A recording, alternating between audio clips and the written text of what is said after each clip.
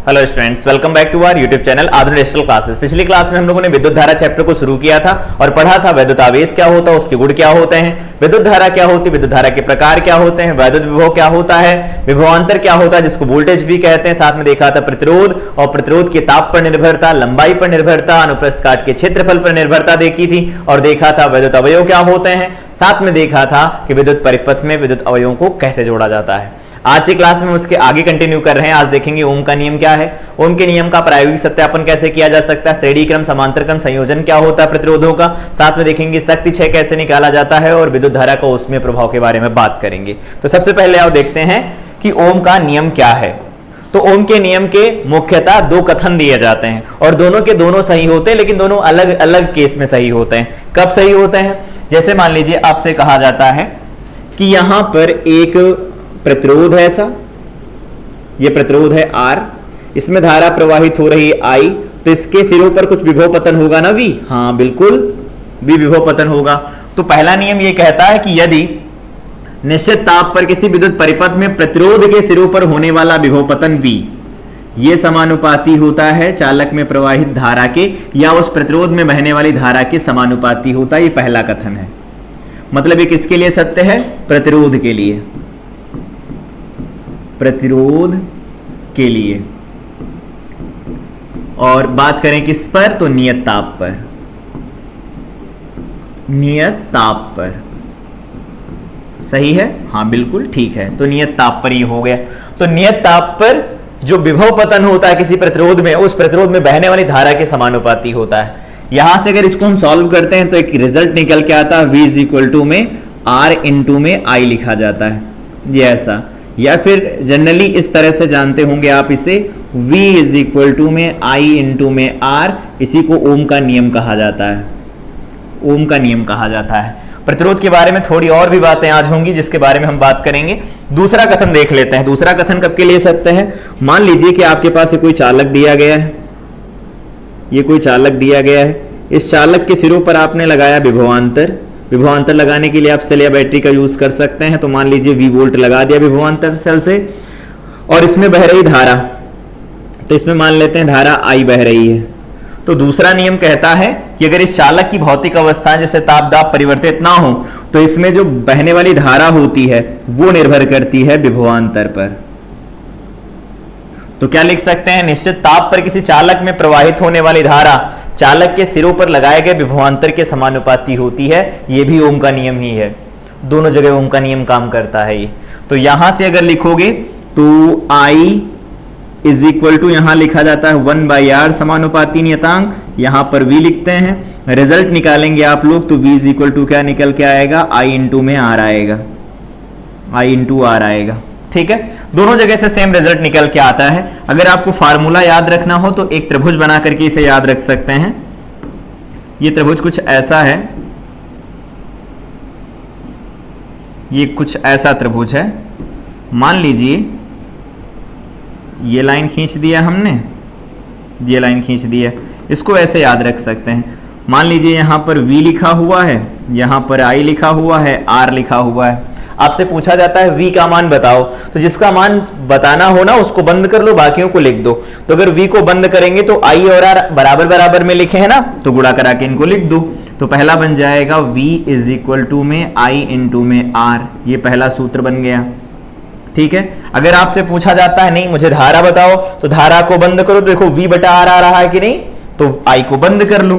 तो I को जैसे बंद करोगे आ जाएगा V बटा R, V बटा R आ जाएगा। ठीक है, उसके बाद में अगर R कोई पूछता है तो R को क्या बताओगे? V बटा I, तो यहां से R की वैल्यू निकल के आ जाएगी V बटा I। इस तरह से हम निकाल सकते हैं फार्मूले। ठीक है, तो फार्मूला कोई भी याद करना हो इस त्रिभुज से याद कर सकते हैं। ओम के नियम का ये त्रिभुज है। ठीक, तो ओम का नियम क्या होता है? निश्चित ताप के ऊपर किसी प्रतिरोध में होने वाला विभव पतन प्रतिरोध में बहने वाली धारा के समानुपाती होता है। बिल्कुल सही है, नियत ताप पर। दूसरा वाला क्या है? दूसरा कथन यह है कि किसी चालक में बहने वाली धारा के बारे में बात की जाए तो किसी चालक में बहने वाली धारा चालक के सिरों पर लगाए गए विभवांतर के समानुपाती दूसरा कथन है। दोनों जगह से फार्मूला सेम निकल के आता है, तो फार्मूले में कोई डिफरेंस नहीं, दोनों जगह पर मान्य है फार्मूले दोनों, लेकिन दोनों चीजें अलग अलग चीजों के लिए सत्य हैं, तो गलत नहीं करना है। ठीक है, स्टेटमेंट जनरली आपकी बुक में ये वाला स्टेटमेंट मिलेगा कि किसी चालक में प्रवाहित होने वाली धारा चालक के सिरों पर लगाए गए विभवांतर के समानुपाती होती। हल करते हैं तो V = IR निकल के आता है, जहां पर V क्या होता है लिख देते हैं दोबारा से, पता तो होगा पिछली क्लास में हम लोगों ने पढ़ा था, जहां V को क्या लिखते हैं? विभवांतर, विभवांतर या वोल्टेज लिख सकते हैं, नाम देखा था। I क्या है? धारा, और R क्या है? तो R के बारे में हम लोगों ने पिछली क्लास में पढ़ा था, ये होता है प्रतिरोध।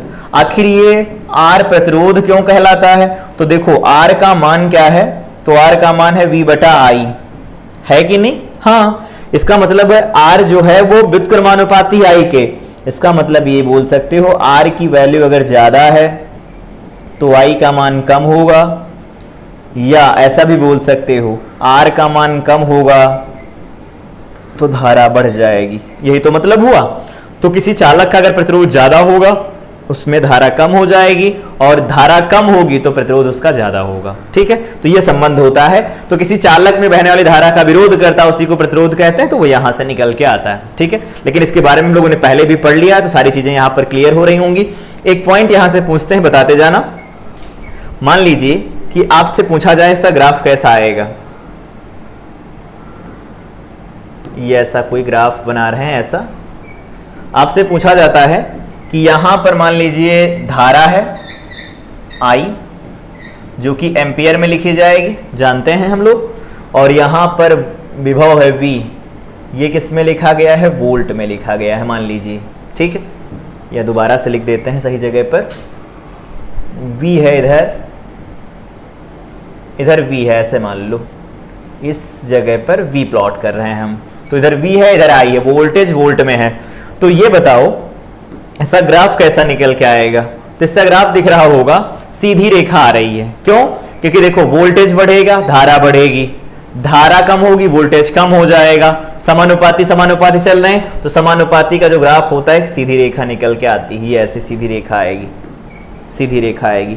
नहीं तो अगर ये नहीं पता तो यहां पर बता देते हैं, y = में mx, आप लोगों ने पढ़ा होगा दो चर रैखिक समीकरण, वहां पर पढ़ाया जाता है किसी सरल रेखा का ग्राफ कैसे बनाते हैं। x को 0 पुट करो y मिल जाता है, y को 0 पुट करो x मिल जाता है, वैसे ग्राफ बनाते हैं ना। तो y = जो mx का ग्राफ होता है वो कुछ इस तरह से आता है। अगर इधर y हो इधर x हो तो इसका ग्राफ कुछ ऐसा निकल के आता है, ये ग्राफ है y = mx का।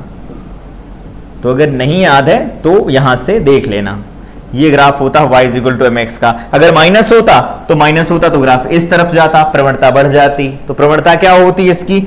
इसका जो ढलान होता है या प्रवणता होती वो क्या लिखी जाती है? मान लीजिए थीटा एंगल है, तो यहां पर ढलान को प्रवणता भी कहा जाता है। प्रवणता जिसको m लिखते हैं हम, वो बराबर होती है tan थीटा के, और इसका tan थीटा हमें r बताएगा। क्यों? क्योंकि देखो V/I किसके बराबर है? तो V/I r के बराबर ना, तो इसका ढलान ही हमें प्रतिरोध बताता है। तो याद रखेंगे कि ओम के नियम में जो ग्राफ निकल के आता है वो एक सीधी रेखा निकल के आती है। ठीक है, अगर दो अलग अलग जगहों पर मान दे दिए जाए, कुछ ऐसा मान लीजिए कि आपसे कहा गया कुछ ऐसा ग्राफ बना है, यहीं पर देख लेते हैं। मान लीजिए ऐसा ग्राफ है, यहां पर वोल्टेज है, यहां पर धारा I है, यहां पर दो ग्राफ बना दी, एक ग्राफ A एक ग्राफ A, ये A के लिए है ये B के लिए है। आपसे पूछा जाए कि ओरल बताओ, इसमें ऐसे ही देखकर इसे बताओ प्रतिरोध किसका ज्यादा है, A का या B का? दो चालक हैं A और B, उनके लिए ग्राफ बनाया ओम के नियम के लिए V/I का, ये ग्राफ बना। तो पूछा जाए कि किसका प्रतिरोध ज्यादा है, तो बस यहां से देख लो, प्रतिरोध जिसका ज्यादा होगा उसमें धारा कम होगी। अब धारा कैसे निकालेंगे? तो एक काम करना, एक लाइन खींच देना। तो एक लाइन खींच दिया, ऐसी लाइन खींच दिया, ठीक है, एक लाइन खींच दिया। इसमें वोल्टेज दोनों का नियत हो गया, मान लेते हैं वो V1 हो गया। V1 वोल्टेज पर धारा इसमें देखो कुछ और आ रही है, इसमें कुछ और आ रही है। तो यहां पर धारा आ रही है आई ए और ये है आई बी धारा, दोनों धाराएं हो गई। अब सोच के ये बताओ कौन सी धारा ज्यादा है, विभव तो नियत है, दोनों का सेम विभव है, तो धारा का मान किसका ज्यादा है, तो बी की धारा ज्यादा है, ए की धारा कम है। तो अगर बी का मान ज्यादा है, आई बी का मान ज्यादा है तो उसका प्रतिरोध कम हो जाएगा, ए में धारा कम तो उसका प्रतिरोध ज्यादा हो जाएगा। तो इसको देख करके भी बता सकते हैं कहां प्रतिरोध ज्यादा है कहां प्रतिरोध कम है, 3 दिए हो तो 3 में भी बता सकते हैं, कोई दिक्कत नहीं है। आई थिंक ओम का नियम क्या होता है, ओम के नियम से जुड़े महत्वपूर्ण पॉइंट सब कुछ समझ आए होंगे। अब इसका प्रायोगिक सत्यापन देखते हैं, नियम का प्रायोगिक सत्यापन कैसे किया जा सकता है। तो ओम के नियम का प्रायोगिक सत्यापन इस तरह से किया जा सकता है। पहले इसके लिए आवश्यक परिपथ देखो, परिपथ कुछ ऐसे बनाया जाता है।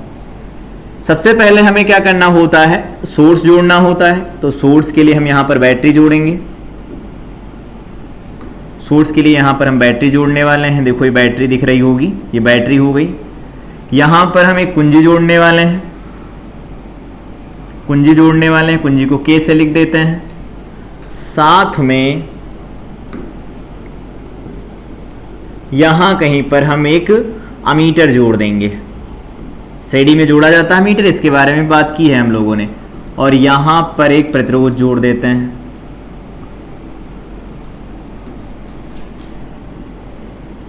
ये हो गया प्रतिरोध, ये प्रतिरोध हो गया, ठीक है।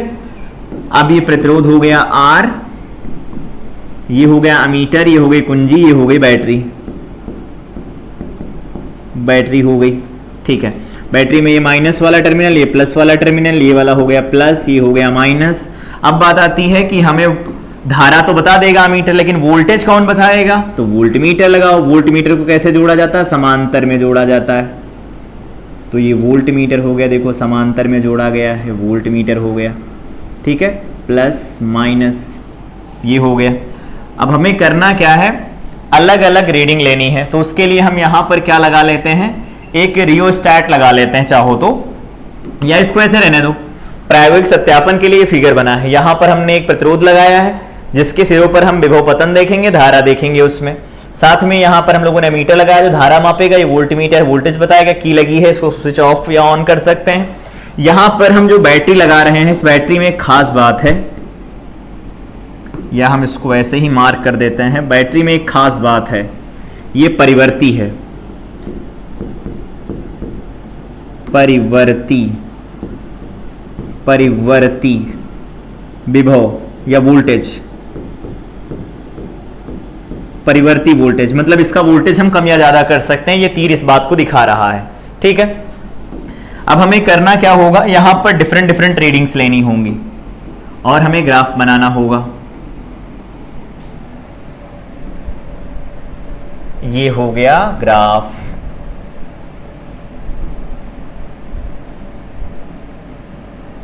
ठीक है, सीधा नहीं बन रहा है, ठीक है, जैसा बन गया वैसा ठीक है।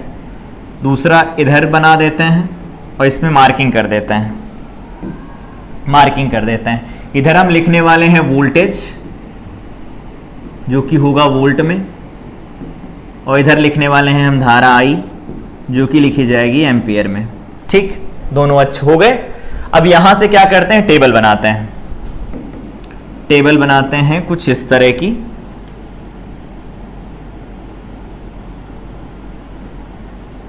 टेबल बनाते हैं।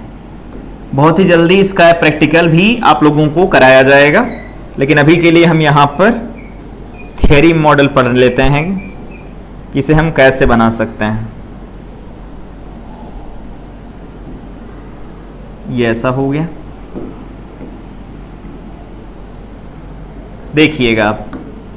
सबसे पहले यहां पर लिखा जाता है सीरियल नंबर कि कितने हम प्रैक्टिकल परफॉर्म कर रहे हैं। यहां पर लिखेंगे हम वोल्टेज का मान, V होगा वोल्ट में। यहां पर हो जाएगी धारा जो कि लिखी जाएगी एम्पियर में। यहां होगा V बटा आई, V बटा आई जो कि होगा R, और ये किस में आएगा, ओम में आएगा। बस हमें इसे प्लॉट कर देना है। तो बना लेते हैं कम से कम 2-3, ये ऐसा हो गया। 3 प्रैक्टिकल कर लेते हैं, 3 वैल्यू बना लेते हैं इसकी। तो यहां पर 1 2 3। अब देखिए प्रैक्टिकल कैसे करना है। यहां पर हम वोल्टेज को कम या ज्यादा कर सकते हैं। मान लीजिए 2 वोल्ट से आपने स्टार्ट किया इसे, या सपोज 5 वोल्ट से स्टार्ट किया, ठीक है।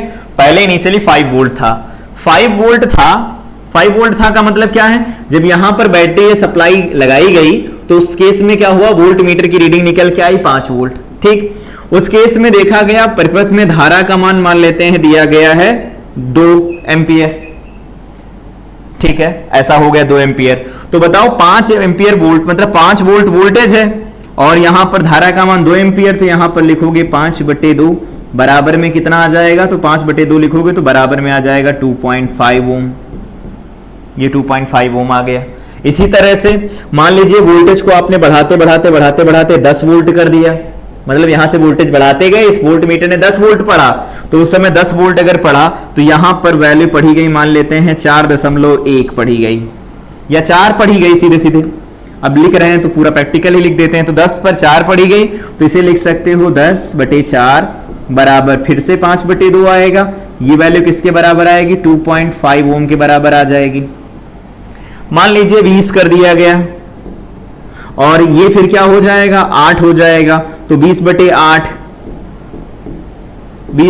का मतलब भी होता है 5/2, तो इसकी वैल्यू भी कितनी आएगी, 2.5 आ जाएगी, 2.5 आ जाएगी, ठीक है। अब देखो यहां से वोल्टेज को बढ़ाते गए तो वहां पर जो वोल्ट मीटर था वो अलग अलग रीडिंग पढ़ रहा है और जो धारा है वो अलग अलग निकल के आ रही है। अब इनका बनाना ग्राफ, तो पहले अगर बात करें, यहां पर आओ, कुछ ऐसी लाइनें ड्रॉ कर लेते हैं। यहां पर एक लाइन ये ऐसी है,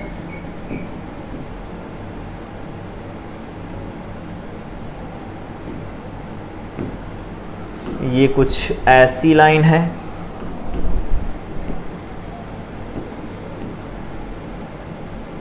तीन रीडिंग हो गई। इधर इस वाले में कुछ इस तरह की रीडिंग लिख लेते हैं, ये 3 रीडिंग हो गई। अब हमें इनको प्लॉट करना है, तो सबसे पहले हमें ये बताओ कि ये वोल्टेज का मान 5 और ये 2 है, तो बिंदु क्या मिला, x वाला पहले y वाला बाद में लिखते, तो x पर धारा है ये, तो 2,5 मिलेगा। तो यहां पर ये 1 है, ये 2 है और ये 3 है। ये यहां पर लिख लेते हैं 5, 10, 15, 5, 10, 15 और ये 20 हो जाएगा। अब बताइए कि बिंदु कहां मिलेगा, तो 2, कितने पर है, तो 2,5 बताओ, ये वाली वैल्यू आएगी, ये वैल्यू यहां कहीं पर वैल्यू आएगी, ठीक है। और दूसरी वैल्यू क्या आएगी, 10,4, तो 10,4 पर वैल्यू यहां पर मिलेगी कहीं। वैसे इसका फिगर ठीक आएगा, देखते हैं। तो दूसरी वैल्यू कहां मिलेगी, ये 4 हो गया और ये हो गया 5, या फिर रुको, इनको हम 2 के मार्क कर देते हैं, 2, 4, 6, 8, 2, 4, 6, 8, बढ़िया है। अब मार्क करो, 2 नंबर पर कितना है, दूसरा वाला पॉइंट, ये वाला पॉइंट है, ठीक है, ये है ना 2,5, हाँ। और फिर 10,4 होगा, ये वाला पॉइंट होगा, फिर हो जाएगा 20,8, तो 20,8 पॉइंट कहाँ आएगा, यहां कहीं पर आ जाएगा। अब इनको मिला दो, एक सरल रेखा मिल जाएगी, एक सरल रेखा मिल जाएगी ऐसे।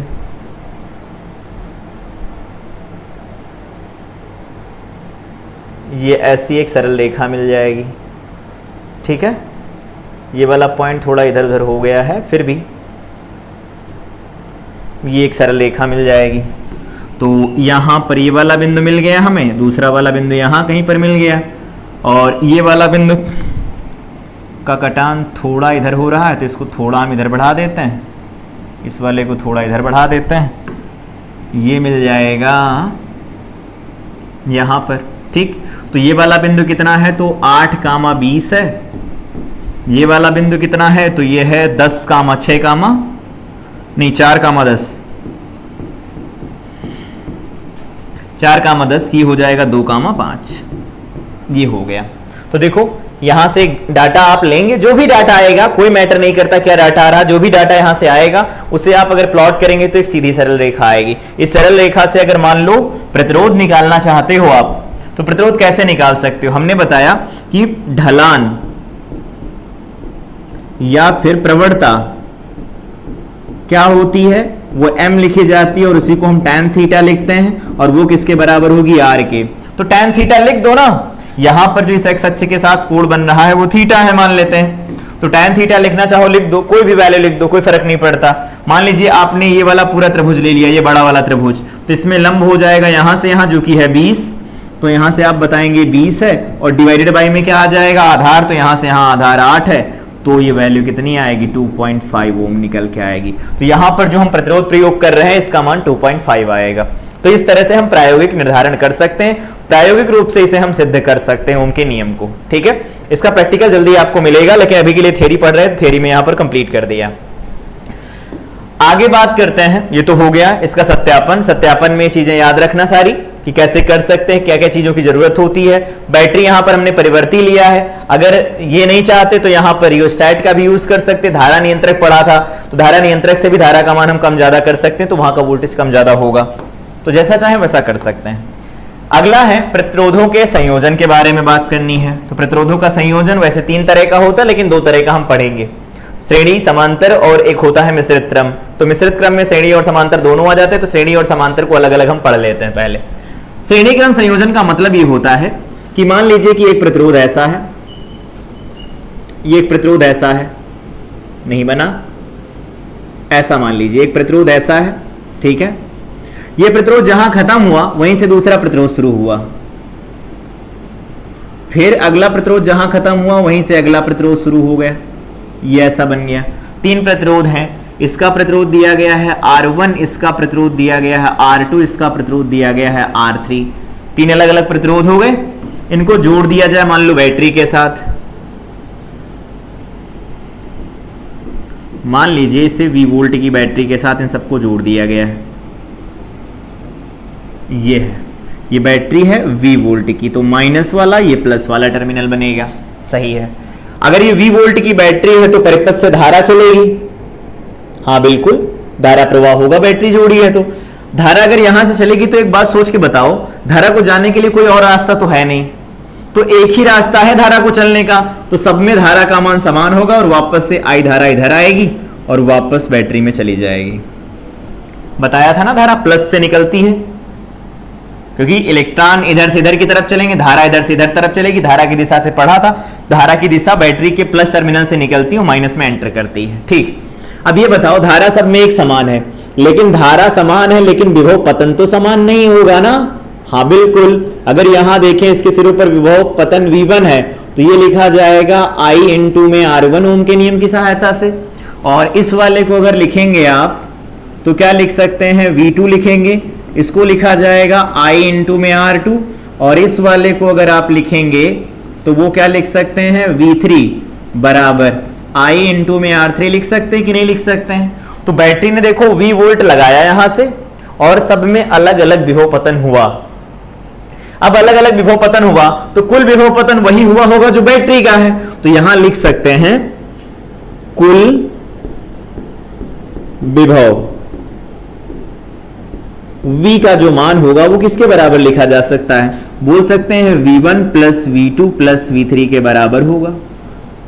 मान रख दो सबके, तो V का जो मान होगा वो आ जाएगा IR1 + IR2 + IR3 लिखा जा सकता है, लिख देंगे तो V यहां से मिल जाएगा कॉमन, मतलब I कॉमन मिल जाएगा, इसे लिख सकते हैं R1 + R2 + का R3 लिख सकते हैं।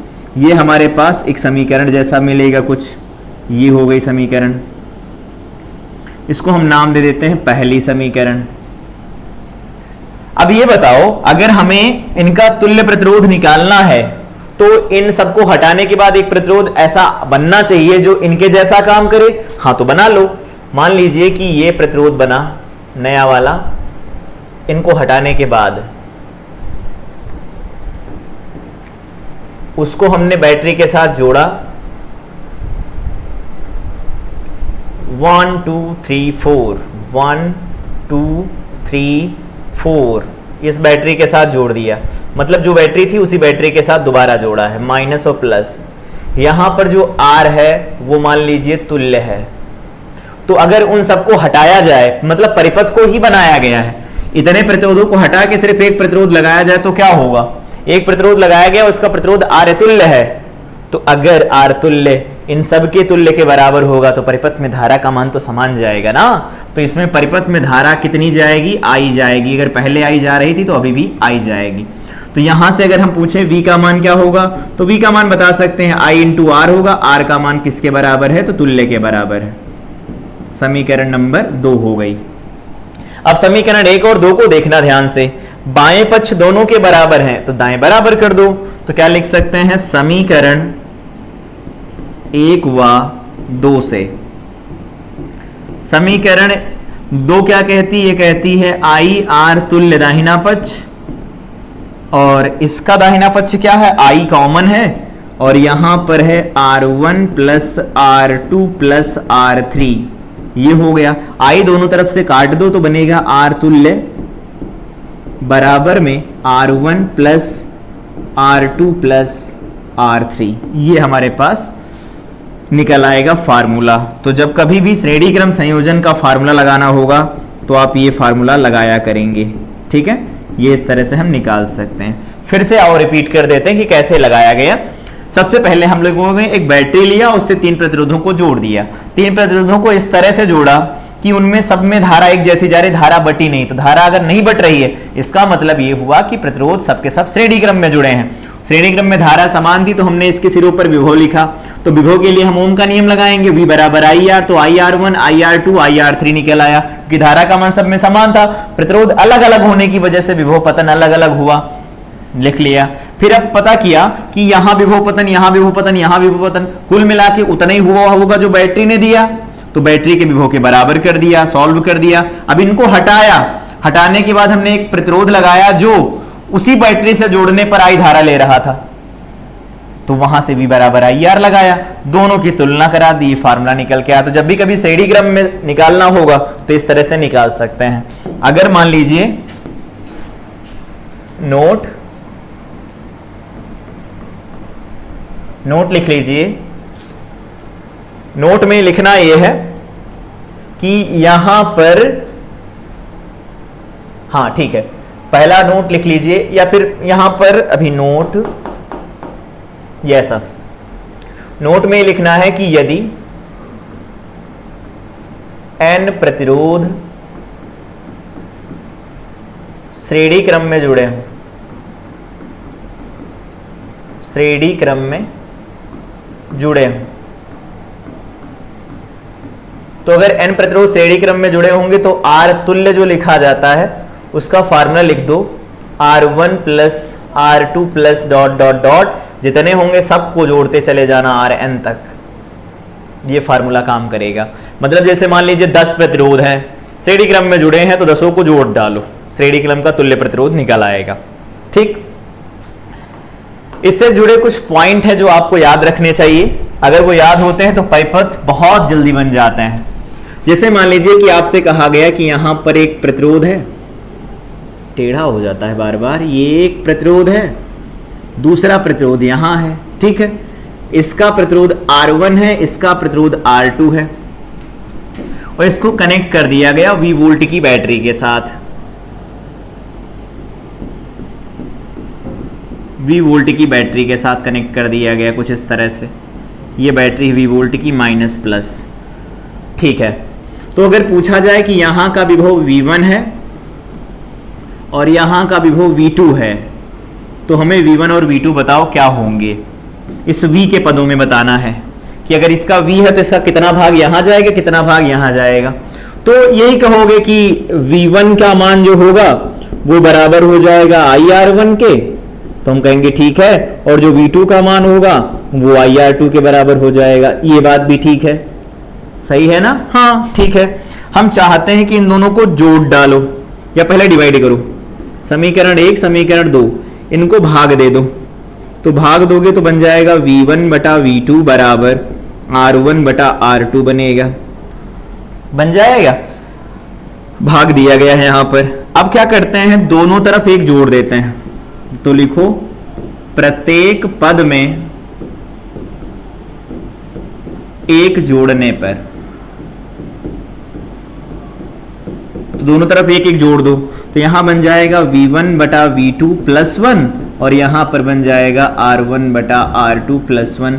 लघुत्तम ले लो तो यहां बनेगा v1 प्लस v2 बटा v2 और यहां पर बन जाएगा r1 प्लस r2 बटा यहां पर r2 बन जाएगा। अब हमें ये बताओ कि यहां से अभी ओम के नियम की सहायता से हमने देखा कि जो v होगा वो v1 प्लस v2 ही तो लिखा गया था। हाँ, तो v का मान v1 प्लस v2 था, तो ये मान यहां रख दो और हल कर दो इसे। तो लिख सकते हैं v डिवाइडेड बाय में v2, ये देखो हो गया v1 plus v2, v divided by में v2 बराबर r1 plus r2 divided by में r2।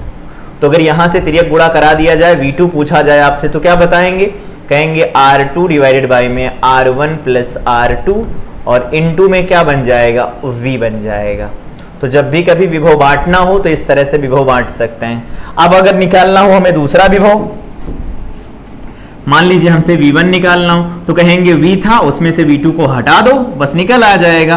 तो v1 is equal to v minus v2, देखो क्या है r2 बटा r1 प्लस r2 इनटू में क्या आएगा, v आएगा। तो यहां से v1 बराबर क्या होगा, v तो चला गया कॉमन, ये इधर चला जाएगा तो ये बनेगा r1 plus r2 minus r2, ये देखो इधर जाएगा ये माइनस होगा और डिवाइडेड बाय में यहां बनेगा r1 प्लस r2 और इनटू में v। देखो r2 कट गए ना, तो यहां से एक और फार्मूला निकल के आया कि जो v1 लिखा जाता है वो लिखा जाता है r1 बटा r1 प्लस r2 इनटू में v लिखा जाता है।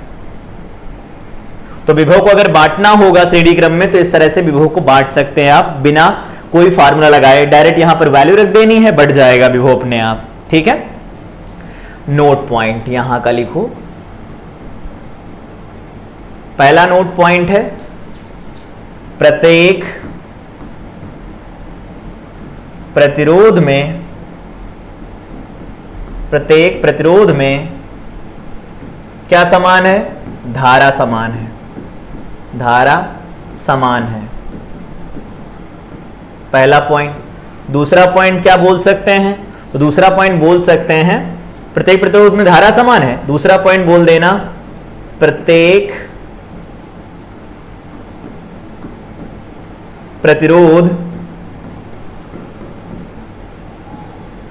के सिरों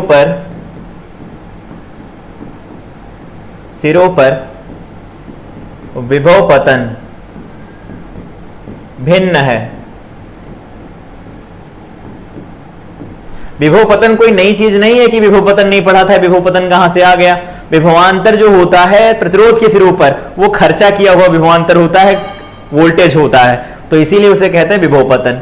तीसरा पॉइंट क्या होता है, समांतर श्रेणी क्रम का, तो तीसरा पॉइंट ये होगा श्रेणी क्रम संयोजन का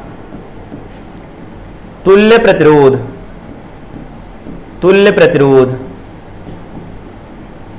संयोजित प्रत्येक प्रतिरोध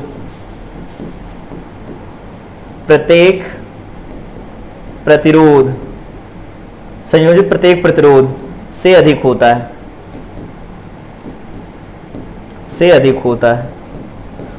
मतलब क्या है, मतलब मान लीजिए कि 2 ओम 3 ओम लगे हैं तो निकालोगे तो 2 3 5 ओम आएगा ना, 5 का मान 2 से भी बड़ा होता है, 3 से भी बड़ा होता है, वही बात यहां पर बोली गई है। तो ये कुछ पॉइंट्स है जो याद रखने। प्रतिरोध में धारा समान रहती है, हर एक प्रतिरोध में प्रतिरोध के सिरों पर विभव पतन भिन्न भिन्न होता है, क्योंकि आर का मान अगर भिन्न होगा तो अलग अलग होगा, और अगर ऐसा नहीं होगा तो उस केस में जैसे मान लीजिए दोनों की प्रतिरोध समान है तो होने वाला विभव पतन समान होगा। समान होने का मतलब ये नहीं है कि वो श्रेणी से समांतर में चले गए, नहीं, बराबर बराबर उन्होंने बांट लिया आधा आधा, ऐसा होगा। ठीक है, बाकी ये सारे पॉइंट्स इन्हें याद रखना। तो श्रेणी क्रम संयोजन के लिए फार्मूला निकल के आया है ये, और श्रेणी क्रम संयोजन में हमें विभव को बांटना होगा तो हम ये फार्मूला लगाया करेंगे। जब क्वेश्चन बताएंगे तो इनका उपयोग बताएंगे कैसे किया जाएगा। ठीक है, वैसे देखेंगे समांतर क्रम संयोजन ये कैसे काम करता है। समांतर क्रम संयोजन का मतलब ये होता है कि जैसे मान लीजिए आपके पास एक प्रतिरोध है, एक तार के साथ आपने जोड़ा है, एक दूसरा प्रतिरोध है उसको आपने दूसरे तार के साथ जोड़ दिया, तो यहां तार खूब लगते हैं। पहली बात तो आगे हम इसके बारे में भी बात करेंगे, यहां पर तार खूब सारे लगते हैं। तो जैसे मान लीजिए आपको प्रतिरोध जोड़ने थे 3, तो आपने 3 तार जोड़ दिए, ये R1 वाला प्रतिरोध, ये R2 वाला प्रतिरोध, ये R3 वाला प्रतिरोध, 3 तार जोड़ने पड़े आपको। मान लीजिए यहां से आपने इनको कनेक्ट किया और इनको सप्लाई से कनेक्ट करवा दिया। सप्लाई मतलब बैटरी या सेल से कनेक्ट कर दिया। तो यहां पर जो सप्लाई जा रही, मान लीजिए कि यहां पर लगा है सेल 1 या बैटरी लगी है, मान लेते हैं ऐसी, ये ऐसा कुछ है, ये ऐसा, ठीक। अब यहां पर V वोल्ट की बैटरी लगी हुई है, माइनस और प्लस। अब अगर हम कहें कि यहां से I धारा चलती है, तो बताओ क्या सब में धारा समान जाएगी? नहीं। क्यों? क्योंकि धारा पढ़ा था, धारा होती है वोल्टेज बटा I, वोल्टेज बटा I कह रहे हैं, वोल्टेज बटा R, वोल्टेज बटा R ऐसी लिखी जाती धारा। तो धारा अगर इस तरह से लिखी जाएगी तो प्रतिरोध का मान अगर ज्यादा होगा तो उसमें कम जाएगी धारा, जिसमें प्रतिरोध का मान कम होगा उसमें धारा ज्यादा जाएगी। इसका मतलब इन तीनों में धारा आपकी बार समान नहीं रहने वाली। तो मान लेते हैं इसमें धारा चली गई I1, इसमें धारा चली गई I2, इसमें धारा चली गई I3। तो अब हमें ये बताओ, धारा का मतलब क्या? आवेश ही तो है, और आवेश के संरक्षण के सिद्धांत में पढ़ा था, आवेश को ना तो उत्पन्न किया जा सकता है ना नष्ट किया जा सकता है। तो इस धारा में जितने इलेक्ट्रॉन चल रहे होंगे वही यहाँ पे कुल इलेक्ट्रॉन जा रहे होंगे। इसका मतलब ये धाराओं का जो जोड़ होगा इस धारा के जोड़ के बराबर आएगा। तो यहाँ पर आपसे लिखवाएं तो लिख सकते हैं कि I जो दाने वाली धारा होगी वो बराबर होगी I1 plus I2 plus I3 के बराबर हो जाएगी। यहां से ऐसा लिख सकते हैं, ठीक है। लेकिन समांतर क्रम की एक खास बात होती है, वोल्टेज समान रहता है। तो यहां पर ये लिख सकते हैं कि समांतर क्रम में वोल्टेज समान रहता है या विभव समान रहता है प्रत्येक प्रतिरोध के सिरों पर। V है तो V ही रहेगा, बैटरी से V लगा है तो इन सब के सिरों पर V रहेगा। तो अगर ये V रहेगा तो यहां से I1, I2, I3 के मान बताओ आप। तो I का फॉर्मूला क्या था? V बटा R। तो अगर हम यहां से कहें हमें I1 बताओ तो I1 बताओगे V बटा R का मतलब क्या है? R1। इसी तरह से अगर I2 पूछे तो क्या बताओगे? V डिवाइडेड बाई में R2 बता दोगे। और I3 पूछा जाए तो क्या बताएंगे? तो V डिवाइडेड बाई में R3 बताएंगे। ये मान यहां रख दो और हल करते हैं इसे। तो क्या बन सकता है? पहले हम क्या करते हैं, इसको बना लेते हैं नए तरीके से कि इन सबको हटा दिया जाए तो एक तुल्य प्रतिरोध काम करेगा। ऐसा R तुल्य वाला होगा जो ऐसा काम करने वाला है, और उसके सिरों पर हम वोल्टता लगा देते हैं। V वोल्ट की वोल्टता है, और इसमें धारा I जा रही थी तो इस वाले में भी धारा I जा रही। यहां धारा वहां धारा बराबर बराबर। धारा का मतलब ये नहीं I1 I2 I3 बराबर, सेल से जो धारा चल रही थी वहां और सेल से जो धारा चल रही यहां दोनों बराबर है। तो एक काम करते हैं, यहां से अगर हम लिखना चाहें, यहां का विभव V होगा, बिल्कुल होगा, क्योंकि जितना विभव यहां होगा वहां होगा, कोई और तो है नहीं। तो यहां से लिख सकते हैं I बराबर V बटा R तुल्य लिख सकते हैं कि नहीं? हाँ लिख सकते हैं। समीकरण 2, समीकरण 1 कहां से बनेगी फिर? तो समीकरण 1 यहां से बनेगी। I बराबर I1 plus I2 plus I3। तो I1 का मान हो जाएगा V बटा R1 प्लस V बटा R2 प्लस V बटा R3, यही तो बनेगा। तो इसमें अगर V कॉमन ले लिया जाए तो बनेगा 1/R1 plus 1/R2 plus 1/R3 बन जाएगा। ठीक है, समीकरण 1 ये हो गई। अब दोनों समीकरणों को देखो, दोनों धारा के मान ही तो है, बराबर कर दो। तो क्या लिख सकते हैं? समीकरण 1 व 2 की तुलना करने पर क्या लिखा जा सकता है? यहां से बन जाएगा V बटा R तुल्य बराबर, वहां से लिखेंगे तो लिखेंगे V 1/R1 plus 1/R2 plus 1/R3। V दोनों तरफ से कट गया, देखो तो फार्मूला क्या बना? फार्मूला बना 1/R तुल्य बराबर 1/R1 plus 1/R2 plus 1/R3 बन जाएगा। तो जब भी कभी आपको श्रेणी क्रम संयोजन का फार्मूला लगाना हो तो वो लगाएंगे R1 plus R2 plus R3, और समांतर क्रम का लगाना होगा तो 1/R1 plus 1/R2 plus 1/R3 बराबर 1/R तुल्य लिखा जाता है। ठीक है, तो उम्मीद करते हैं फार्मूला याद रखेंगे आप। डेरिवेशन भी इसके पूछे जा सकते, तो डेरिवेशन भी इंपॉर्टेंट है, कैसे आया वो ध्यान रखना। नोट यहां पर नोट n प्रतिरोधों के लिए,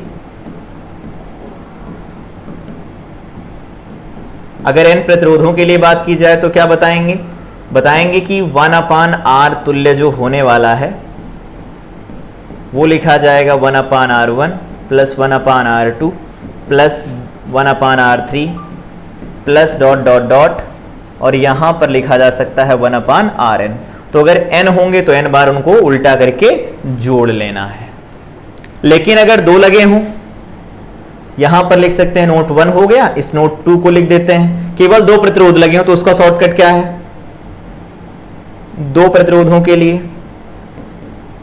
दो प्रतिरोधों के लिए, तो दो प्रतिरोधों के लिए फार्मूला कैसे काम करेगा? 1/r तुल्य बराबर, यहां पर लिखेंगे 1/r1 प्लस 1/r2। तो इसे लघुत्तम लेंगे तो बन जाएगा r1 प्लस r2 ऊपर, और यहां पर बन जाएगा r1 इंटू में r2।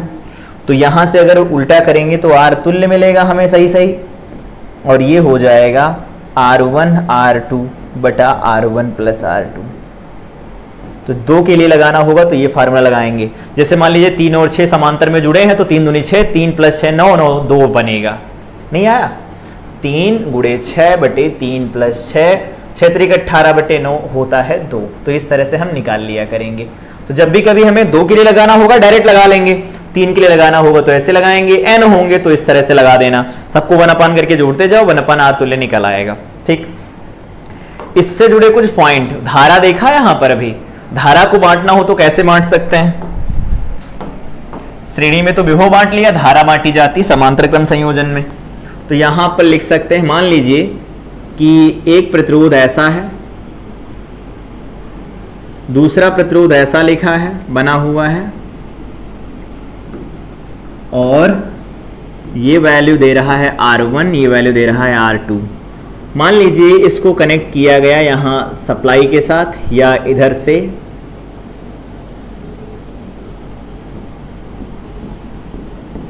ये है सेल या बैटरी, बैटरी है ये,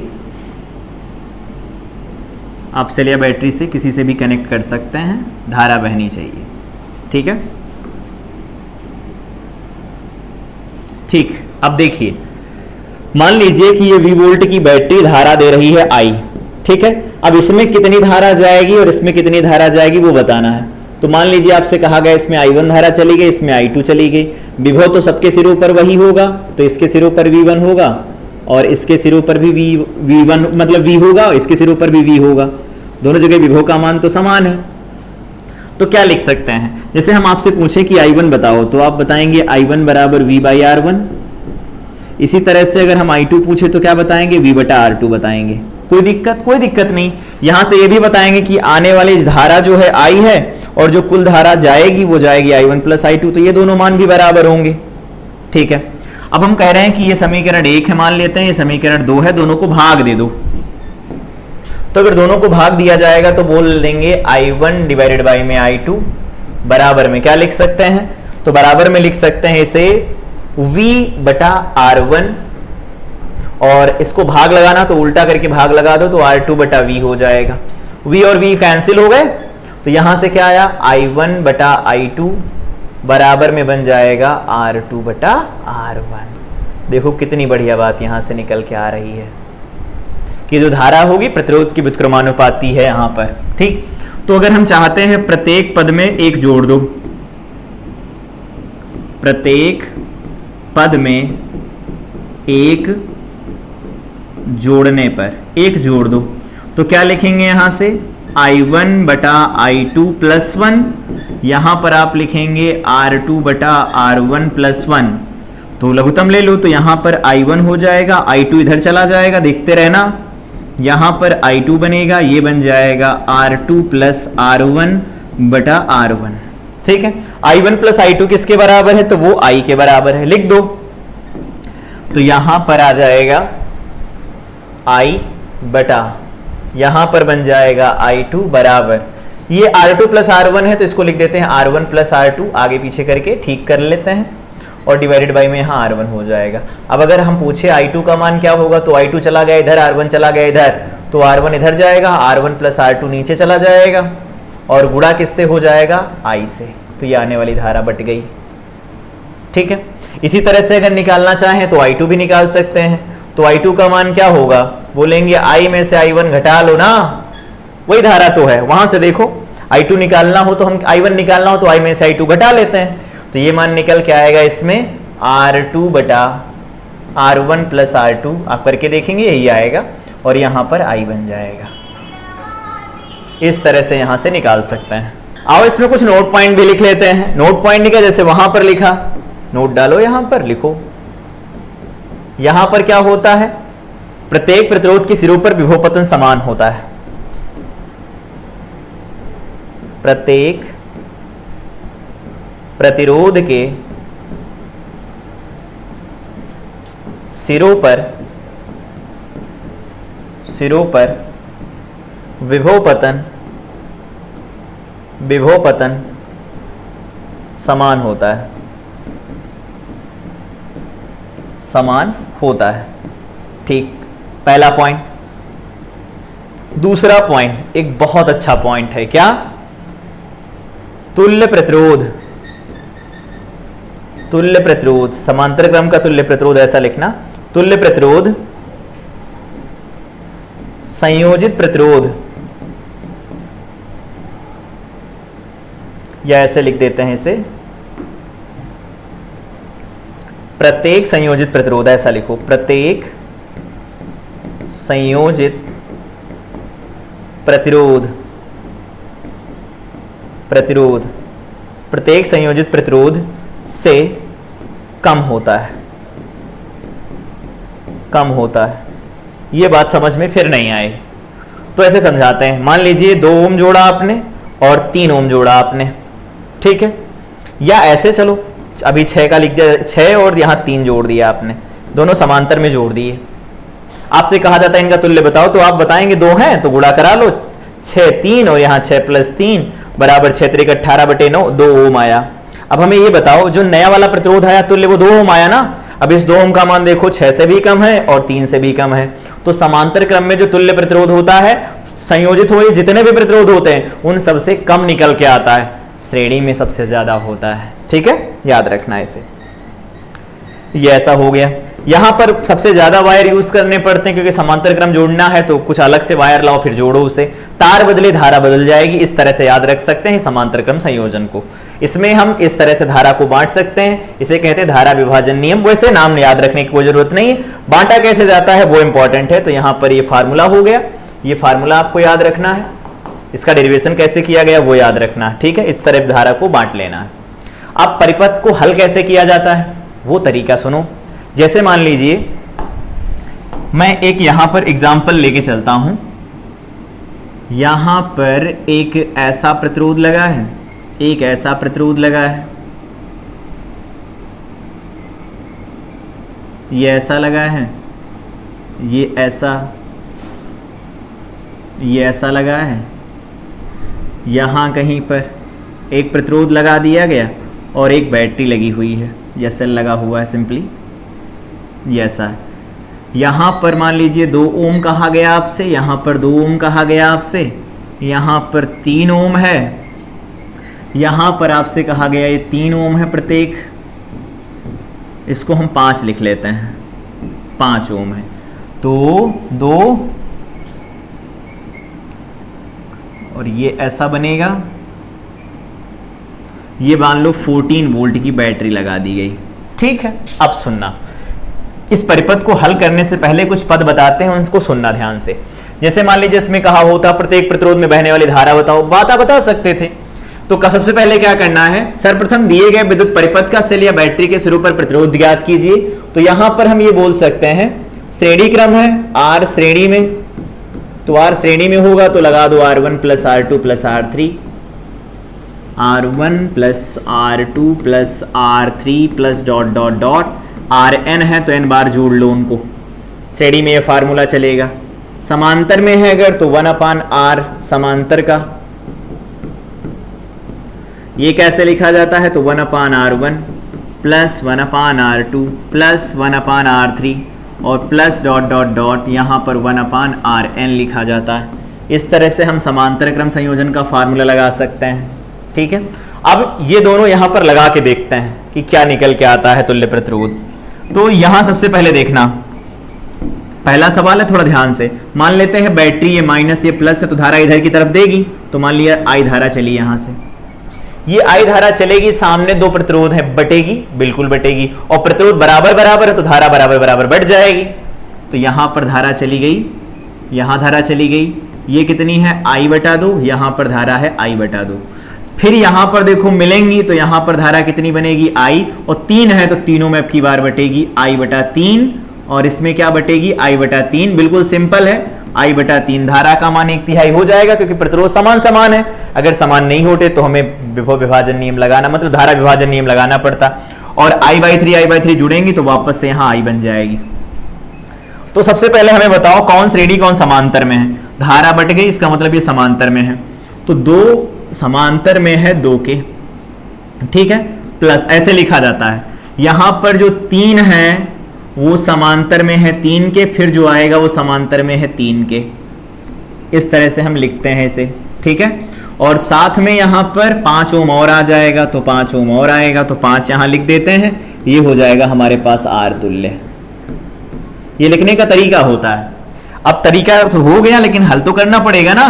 तो यहां से देखो 2 और 2 समांतर में तो क्या लिखोगे 2 × 2/2 + 2, ठीक है, प्लस यहां पर क्या होगा तो इसे लिख सकते हो 3 है ना, तो इसको हम अलग से सॉल्व कर लेते हैं। तो 1/R मान लेते हैं, 1/3 + 1/3 + 1/3 बन जाएगा। तो 1/R बराबर 3 हो गया लघुत्तम, 1 2 3, तो ये 3 बन जाएगा। तो R का मान कितना आएगा, यहां से 1 ओम आएगा। इसका मतलब है इनकी जगह पर हम 1 ओम लिख सकते हैं, और सामने क्या है 5 है, और यहां पर देखो 4/4 आ जाएगा, तो 1 आएगा, तो 5 1 6 1 7 बनेगा। तो ये हमारे पास कितना आ जाएगा 7 ओम निकल के आया। तो तुल्य प्रतिरोध कितना आया 7 ओम आया। अब कह रहे हैं अगला पद होता है बहने वाली धारा निकालो परिपथ से। तो जो सेल धारा देगी ना वो I है, वो कितना है तो उसको लिख देना V/R तुल्य लिखा जाता है। तो चलो बताओ V का मान कितना 14 वोल्ट है ना धारा, और R कितना निकल के आया 7, तो परिपथ में धारा कितनी वोल्ट आ जाएगी 2 वोल्ट निकल के, वो 2 एम्पियर आएगी, 2 एम्पियर आ गई। अब कह रहे हैं प्रत्येक प्रतिरोध में धारा ज्ञात करो, तो प्रत्येक प्रतिरोध में धारा ज्ञात कर सकते हो। I/2 का मतलब क्या है, सिंपली यहां से बता दो 2 एम्पियर I है तो 1 एम्पियर हो जाएगी, यहां पर I/2 का मतलब 1 एम्पियर हो जाएगी, यहां पर हो जाएगी 2 एम्पियर, और इसमें क्या हो जाएगी 2/3 एम्पियर, और यहां पर भी 2/3 एम्पियर, 1 मिनट, 2/3 एम्पियर, और इसका मान भी कितना आएगा 2/3 एम्पियर आएगा।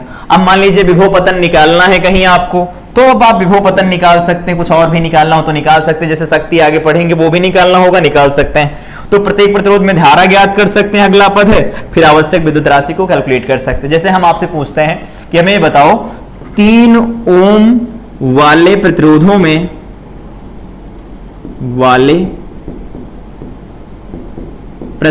में विभव पतन कितना है बताओ। तो कहेंगे विभव पतन बताने के लिए कुछ करने की जरूरत ही नहीं, डायरेक्ट यहां से फार्मूला लगाओ V/IR। तो बताओ उसमें धारा कितनी है पहले, तो कहेंगे 3 ओम जो जुड़े हैं 3 उसमें सब में धारा का मान 2/3 है एम्पियर में, और सबका प्रतिरोध कितना है तो 3 ही है, तो इसका मतलब यहां से 3 से 3 घटेगा, 2 वोल्ट निकल के आएगा।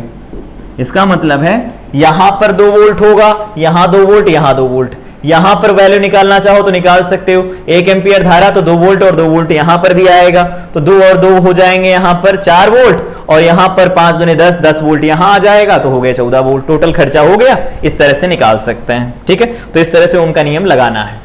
अब बात आती है कि श्रेणी समांतर ये जो भी पढ़े इनका उपयोग कहां किया जाता है। तो जैसे मान लीजिए हाउस वायरिंग की बात करते हैं, जैसे घरों में वायरिंग जो की जाती है सबको पता होगा, श्रेणी क्रम में नहीं की जाती, समांतर क्रम में की जाती। कुछ खास बातें भी होती हैं इसकी और कुछ नुकसान भी होते हैं। तो सबसे पहले फायदा क्या होता है वो बताते हैं। जैसे मान लीजिए यहां पर ये बिजली का खंभा लगा है, ये बिजली का खंभा लगा है, ठीक है। यहां से सप्लाई के दोनों वायर आए, यहां पर बोर्ड लगा, बोर्ड से यहां से सप्लाई चलना शुरू करती है, ठीक है। यहां पर ये फ्रिज लगा हुआ है, फ्रिज लगा हुआ है, यहां पर ये आपका लैपटॉप मान लेते रखा चार्ज हो रहा है, लैपटॉप चार्ज हो रहा है, ठीक है। यहां पर कंप्यूटर लगा हुआ है, या मान लीजिए टीवी लगी हुई है, टीवी लगी हुई है,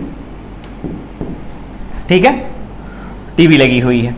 अब देखना ध्यान से, फ्रिज को, लैपटॉप को, टीवी को चलने के लिए या इनको चार्ज होने के लिए अलग अलग धारा चाहिए, जाहिर सी बात है, अलग अलग इनका काम है, तो इनको लिए धारा का मान अलग अलग चाहिए। तो इनके लिए I1 मान लेते हैं, इसके लिए धारा, इसके लिए I2 धारा है, और इसके लिए मान लीजिए I3 धारा चाहिए होती है। तो अगर सबके लिए धारा का मान अलग अलग होगा तो धारा का मान श्रेणी क्रम में तो अलग अलग होता नहीं है। तो जैसे मान लीजिए बल्ब जल रहा है, आपके रूम में पंखा चल रहा है, आपने हीटर ऑन कर दिया ठंडी में तो हीटर चल रहा है, और भी कई सारे उपकरण चल रहे हैं, मोबाइल चार्जिंग लगा दिया, मोबाइल चार्ज हो रहा है, वो जितने के जितने होते हैं उपकरण हमारे पास विद्युत अवयव, वो उपकरण जितने भी हैं विद्युत उपकरण, उन सब में क्या है, धारा अलग अलग चाहिए होती है। और धारा का मान श्रेणी क्रम में तो सब में एक जैसा जाता है, तो एक जैसा अगर जाएगा तो कुछ अगर कम धारा ले रहे होंगे तो उनमें ज्यादा धारा जाएगी, वो खराब हो जाएंगे, जिनको ज्यादा धारा चाहिए उसमें कम धारा जाएगी, वो चालू ही नहीं होंगे। तो इसका मतलब है कि जितने ये लगे हुए हैं घरों के अंदर, जो हमारे लगे होते हैं विद्युत उपकरण, वो सबके सब किसमें जोड़े जाते हैं, तो ये समांतर क्रम में जोड़े जाते हैं, समांतर क्रम में जोड़े जाते हैं। तो बात से कोई पूछेगा घरों की वायरिंग कैसे की जाती है, तो समांतर क्रम में की जाती है। इसके फायदे भी हैं, नुकसान भी हैं, सबके बारे में पढ़ते हैं। लेकिन श्रेणी का ऐसा नहीं कि श्रेणी का उपयोग कहीं नहीं किया जा सकता, श्रेणी का उपयोग किया जा सकता है। जैसे घरों में जो झालर लगी होती है, दिवाली आने वाली है उसमें लगेगी, दिवाली में जो झालर लगी होती है देखा होगा, या फिर उनका फंक्शन में झालर लगी होती है, उन झालर में देखा होगा कि मान लो अगर एक बीच का कोई बल्ब खराब हो जाए तो उसके आगे वाली जो झालर होती है वो जलना बंद कर देती है। जैसे मान लीजिए कि यहां पर, एक मिनट, जैसे मान लीजिए ये बल्ब है, ठीक, ये बल्ब है,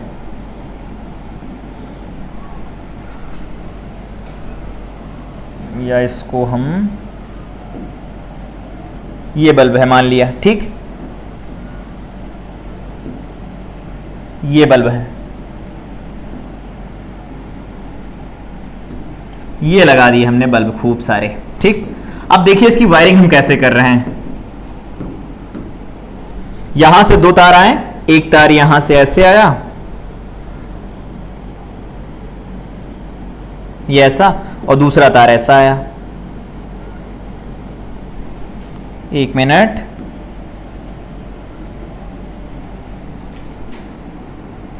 ये ऐसा दूसरा तार आया। अब देखो वायरिंग कैसे की जाती है। यहां से जो तार आया ना, ये वाला तार, इस वाले को हमने यहां पर कनेक्ट किया, यहां पर हमने इसे ले जाकर के कनेक्ट किया, दो तार चाहिए होते हैं तो एक तार यहां से कनेक्ट कर दिया, ठीक है, ये ऐसा हो गया। और फिर उसके बाद में हम इसको यहां से बनाते हैं, ज्यादा आपको समझ आएगा। दूसरा तार मान लीजिए इधर से चल रहा है, ठीक है, और इसको हम ऐसे बना देते हैं, कुछ ऐसे,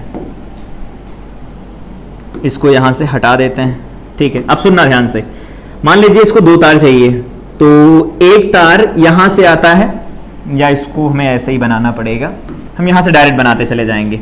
इससे एक तार हमने जोड़ दिया ऐसे, इससे एक तार जोड़ दिया ऐसे, इससे एक तार जोड़ दिया ऐसे, इससे एक तार जोड़ दिया ऐसे, जोड़ दिया, एक एक तार जोड़ दिए सबसे, ठीक है, ये तो जुड़ गया, ठीक है। लेकिन जो दूसरा तार जोड़ा जाता है वो देखो कैसे जोड़ते हैं, वो ऐसे जोड़ता है, यहां से देखो ये तार गया ऐसे चला गया ऐसे, ये दूसरा तार जो जोड़ा जाता है कुछ ऐसे जोड़ा जाता है, याद होगा कुछ जोड़ने का तरीका ऐसे होता है,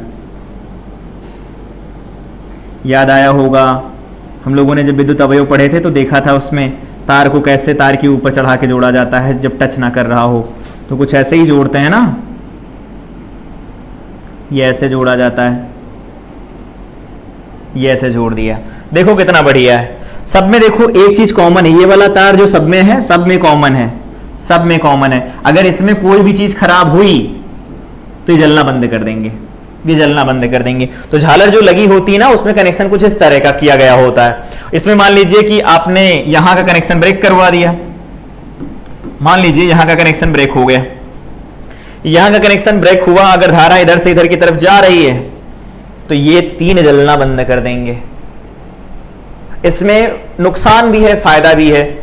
इनको हम कनेक्ट करने, मतलब इनको जोड़ा तो है एक साथ, इनको एक साथ जोड़ दिया है। अगर मान लीजिए इनको सबको एक साथ बंद करना हो, सबको एक साथ जलाना हो, तो एक सीधे यहां स्विच लगा देंगे, उसको ऑन करेंगे सब जल जाएंगे, उसको बंद करेंगे सब बंद हो जाएंगे।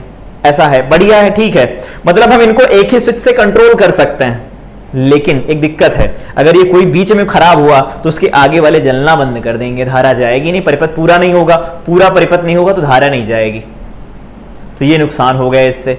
और एक और खास बात होती है, अगर इसको बनवाने जाएंगे आप, तो बनवाने जाने में क्या ऐसा नहीं कि तुरंत देख के पता लग जाता है कि हाँ गड़बड़ कहाँ है।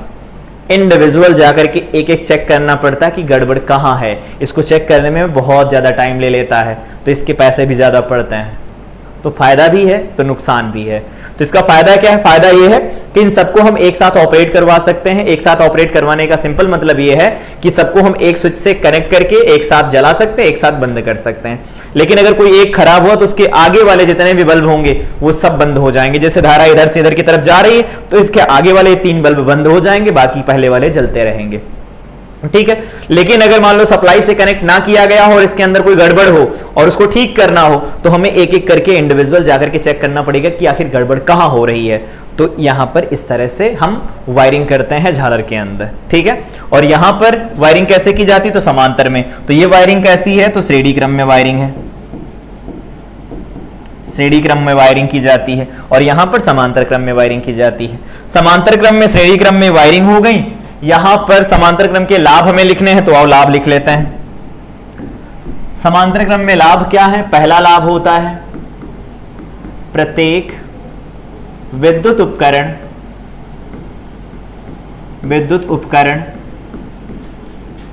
के सिरों पर वोल्टता समान रहती है, वोल्टता समान रहती है। ये बहुत अच्छी बात है, वोल्टेज समान रहेगा। दूसरा पॉइंट ये हो सकता है कि प्रत्येक विद्युत अवयव में या विद्युत उपकरण में, प्रत्येक विद्युत उपकरण में धारा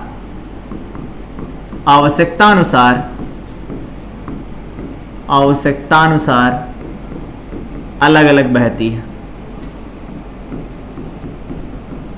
अलग अलग बहती है, ठीक है। तीसरा पॉइंट ये हो सकता है, समांतर क्रम की बात कर रहे हैं, अत्यधिक तार की आवश्यकता होती है, तार की आवश्यकता होती है। मतलब हर एक चीज को जोड़ना है तो एक नया कनेक्शन बनाना पड़ेगा पैरेलल में ले जाने के लिए। चौथा ये हो गया, यहां पर एक उपकरण, ये नुकसान है। फायदा लिख रहे हैं ना हम लोग, तो फायदा लिख रहे हैं, तो ये अत्यधिक तार वाला भी नुकसान है। ये यहां पर ये तीसरे में ये लिखो, प्रत्येक उपकरण में धारा आवश्यकता अनुसार अलग अलग बहती है।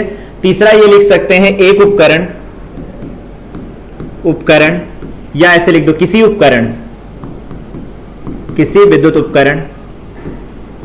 विद्युत उपकरण के खराब हो जाने के कारण, के खराब होने पर शेष उपकरण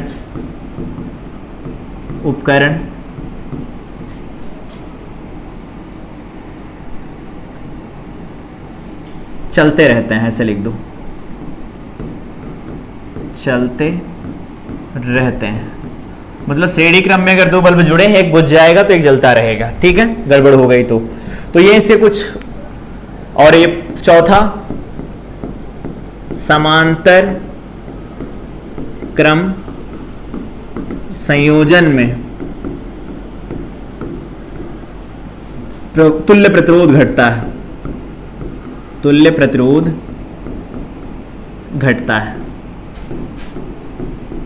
है, ठीक है। ये सारी बातें हो गई। इसके नुकसान क्या हैं? फिर बाकी भी पढ़ना चाहें तो आप पढ़ सकते हैं, लेकिन इसके नुकसान, हानि क्या है? हानि, इसकी हानियां क्या हैं? तो हानि अभी बताई थी ना। पहली हानि हो सकती है अत्यधिक तार अत्यधिक तारों द्वारा संयोजन किया जाता है, कनेक्शन किया जाता है। संयोजन का मतलब होता है कनेक्शन, कनेक्शन किया जाता है, मतलब हर एक चीज को जोड़ने के लिए एक नया कनेक्शन करना पड़ता है हमें, ठीक है। दूसरा पॉइंट ये होता है, दूसरा पॉइंट क्या होता है कि अत्यधिक तारों का उपयोग किया जाता है, और समांतर में एक और खास बात होती है, हानि में, हानि लिख रहे हैं ना, तो ये तो हो गए इसके लाभ, इसकी पहली हानि ये हो गई। दूसरी हानि होती समांतर क्रम संयोजन में, समांतर क्रम संयोजन में, समांतर क्रम संयोजन में उपकरण, या इसको हम ऐसे ना लिख करके तो ऐसे भी लिख सकते हैं, रुको इसे ऐसे नहीं ऐसे लिख सकते हैं, ऐसे लिख सकते हैं कि प्रत्येक, या ऐसे लिख सकते हो समांतर क्रम में, सही से नहीं लिखा, समांतर क्रम में, क्रम में वोल्टेज कम या ज्यादा नहीं कर सकते, कम या ज्यादा नहीं कर सकते, कर सकते, क्योंकि समांतर क्रम में वोल्टेज समान रहता, तो वोल्टेज अगर कभी बढ़ाना पड़े या कम करना पड़े तो हम ऐसा कुछ भी नहीं कर सकते, वो जैसा वैसे ही रहेगा। तो ये फायदे हैं, ये नुकसान है। यहां पर एक बात और जान लो, ये जो बल्ब लगे होते हैं ना सीरीज में, जिनसे झालर वालर बनती हैं, छोटे बल्ब, एलईडी बल्ब जो भी लगे हों, उन सभी बल्बों की एक खास बात होती है, उनकी रेटिंग सेम होती है, इनकी रेटिंग सेम होती है, इनकी रेटिंग सेम होती। रेटिंग सेम होने का मतलब क्या है, ये सब श्रेणी में जुड़े हैं और श्रेणी में धारा समान होती है, इसका मतलब ये एक ही धारा पर काम कर रहे होंगे तभी इनको जोड़ा गया। या फिर मान लो कुछ कम धारा वाले कुछ अधिक धारा वाले जोड़ दिए जाएं और धारा बहे, तो जिनमें कम धारा चाहिए होगी अधिक धारा जाएगी, वो जल जाएंगे, फ्यूज हो जाएंगे। तो इन सब में धारा का मान एक समान रहना चाहिए, उसी के आधार पर इनको बनाया जाता है, ठीक है। तो उम्मीद करते हैं कि दैनिक जीवन में इसका उपयोग समझ में आया होगा कि कहां कर सकते हैं, फायदे हो गए और नुकसान हो गए। अगला टर्म है विद्युत शक्ति क्या होती है। तो विद्युत शक्ति यही है, प्रति सेकंड क्षय होने वाली ऊर्जा या प्रति एकांक समय में किया गया कार्य विद्युत शक्ति कहलाता है। तो ये दोनों अलग अलग परिभाषाएं लिखी हैं, तो इनका मतलब क्या है पहले वो समझो। मान लीजिए कि यहां पर आपके पास एक प्रतिरोध है R, ठीक है। इस प्रतिरोध को हमने जोड़ दिया बैटरी के साथ, ये बैटरी के साथ जोड़ दिया V, ठीक है। और ये बैटरी धारा दे रही किसी क्षण I, बहुत अच्छा, कोई दिक्कत नहीं है। अब अगर हम बात करें यहां से कि बैटरी द्वारा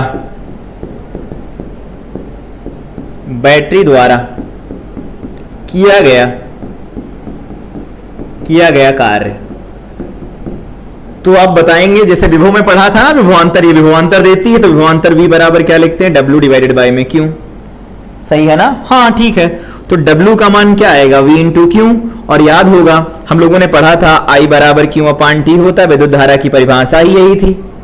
तो ये मान अगर यहां पर रखें तो V बराबर क्या आएगा, Q का मान बताओ, IT आएगा, हाँ तो IT लिख सकते हैं इसे। तो ये वाली धारा होगी, या कह सकते हो ये किया गया कार्य होगा बैटरी द्वारा। अब देख लेते हैं प्रतिरोध के सिरों पर क्या हो रहा है। तो प्रतिरोध में धारा I आ रही है, तो प्रतिरोध के सिरों पर विभव पतन, तो क्या लिखोगे, V बराबर IR लिखोगे, क्योंकि जितना यहां वोल्टेज होगा उतना क्षय यहां करवाएगा ये, तो V बराबर IR लिख सकते हैं, बढ़िया है। V बराबर IR लिखोगे, यहां से V इक्वल टू IR लिखा जाएगा। तो यहां पर शक्ति को हम ऐसे लिखते हैं, या फिर ऊर्जा क्षय यहां से लिखना हो, ऊर्जा क्षय, या फिर पहले हम यहां शक्ति को परिभाषित करते, प्रतिरोध के सिरों पर विभव इतना लिखा जाएगा और यहां का किया गया कार्य, बैटरी इतना कार्य करेगी। अब देखते हैं इतना कार्य जाता कहां है, तो हम यहां पर लिखते हैं शक्ति, या पूरा लिख दो विद्युत शक्ति। विद्युत शक्ति क्या होती है, परिभाषा लिखी है, इसको हम P से प्रदर्शित करेंगे, पावर होती है ना शक्ति, तो इसे लिखेंगे किया गया कार्य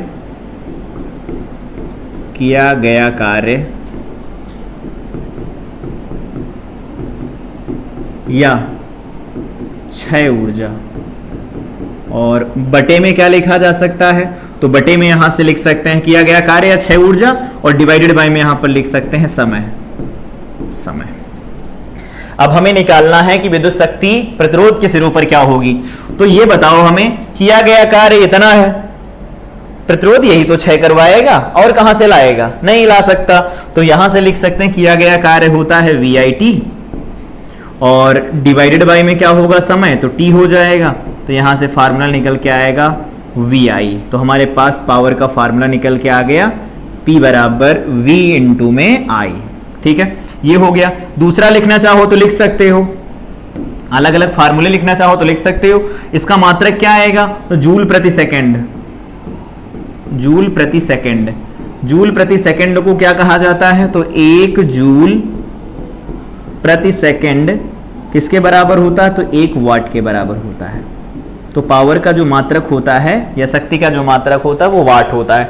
तो प्रति एकांक समय में किया गया कार्य या क्षय होने वाली ऊर्जा को विद्युत शक्ति कहा जाता है। कार्य किसके लिए होगा, तो जब बैटरी के बारे में बात कर रहे होंगे तो किया गया कार्य T से भाग दे दो निकल आएगा, और शक्ति क्षय किसमें होता है, तो प्रतिरोध के सिरों पर शक्ति क्षय होता है। ये फार्मूला होता है। इस फार्मूले को और जनरलाइज कर सकते हैं, कैसे, तो उसको इस तरह से, अभी फार्मूला क्या निकल के आया है, P बराबर V इंटू में I। ये फार्मूला आया जनरल बेसिक फार्मूला। हम जानते हैं V बराबर IR होता है, किससे, ओम के नियम से, ओम के नियम से। तो अगर हम आपसे पूछें कि यहां पर मान रखो तो P का मान क्या बताओगे, V का मान रखोगे I इंटू R, और यहां पर I पहले से लिखा है तो ये बन जाएगा I स्क्वायर इंटू R। ये हो गई शक्ति। ठीक है, या फिर हम अगर आपसे पूछें कि I का मान क्या होता है तो आप बताएंगे V बटा R होता है। ये भी किसके नियम से, ओम के नियम से, ओम के नियम से। ठीक है, यहां से अगर निकालोगे ये वाली वैल्यू यहां रख देते हैं P में, तो P बराबर आ जाएगा V इंटू में I का मान V बटा R है, तो V इंटू V बन जाएगा V का स्क्वायर बटा R। ये हमारे पास फार्मूला निकल के आ जाएगा। अब हमारे पास फार्मूले हो कितने गए टोटल, तो फार्मूले लिखे जाएंगे P बराबर V इंटू में I, एक हो जाएगा I स्क्वायर इंटू में R, तीसरा हो जाएगा V स्क्वायर बटा R। इस तरह से हम फार्मूला लिख सकते हैं पावर का। ये किस में आएगा, वाट में या फिर जूल पर सेकंड में आएगा। तो ये पावर का फार्मूला हो गया। अन्य मात्रक भी होते हैं इसके, अन्य मात्रक, अन्य मात्रक में कौन कौन आता है, तो अन्य मात्रक में आता है, पहला मात्रक होता है किलो वाट, इसको हिंदी में लिखा जाता है किलोवाट। तो किलोवाट में बात करें 1 किलोवाट किसके बराबर होता है, तो वो 1000 वाट के बराबर होता है। सिंपल है ना, 1000 वाट के बराबर होता है। ये हो गया। और यहां पर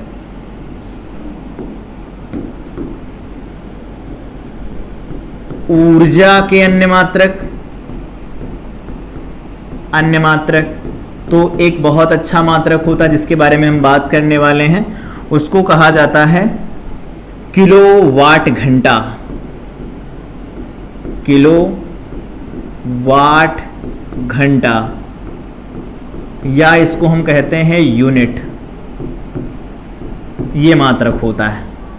लेकिन ये किसके बराबर होता है, ऊर्जा का मात्रक तो जूल में आएगा, लेकिन ये कितने जूल के बराबर होता है, तो यहां से निकाला जाता है 1 किलोवाट घंटा, किलोवाट आर, या फिर लिख सकते हैं 1 यूनिट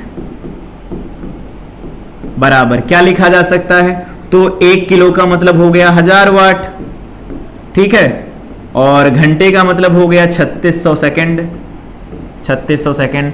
इसको ठीक करें तो क्या लिख सकते हैं, 36 गुणे 10 की घात 3 2 5, 5 जूल बनेगा कि नहीं, हाँ बनेगा। और इसको और सही करके लिखें तो 3.6 गुणे 10 की घात 6 जूल लिख सकते हैं ना। दशमलव अगर बाईं तरफ खिसकता है तो घात प्लस में बढ़ती, तो 5 थी तो 6 हो जाएगी, ठीक है। यहां पर ये कन्वर्जन तो आपको याद रहेगा ही रहेगा, और याद रखना भी है इसे, लेकिन 1 किलोवाट या 1 यूनिट की परिभाषा लिखने के लिए आए तो क्या लिख सकते हो, 1 यूनिट या 1 किलोवाट घंटा वह ऊर्जा है जो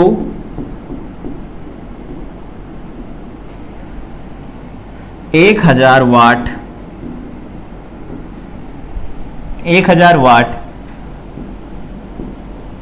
1 यूनिट या 1 किलोवाट आर वह ऊर्जा है जो 1000 वाट के विद्युत अवयव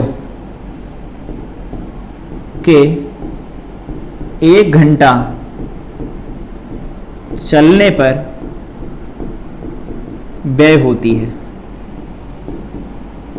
है। मतलब 1000 वाट की कोई विद्युत बल्ब है मान लीजिए, या कोई मान लो मशीन है, वो 1 घंटा अगर काम करती तो जितनी ऊर्जा क्षय होती उसी को बोला जाता है 1 यूनिट या 1 किलोवाट। ठीक है, बढ़िया है। तो इसे व्यापारिक मात्रा ये होती है, व्यापारिक मात्रक होता है।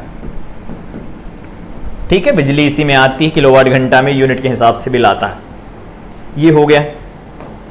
यहां पर हम लोगों ने देख लिया विद्युत शक्ति को कैसे परिभाषित कर सकते हैं, किया गया कार्य कैसे निकाला जा सकता है। तो बैटरी का किया गया कार्य ये निकालते हैं, वही किया गया कार्य क्या होगा, वही हो जाएगा यहां पर क्षय ऊर्जा। तो क्षय ऊर्जा यहां पर लिख देंगे बटा समय, फार्मूला निकालेंगे ये आएगा।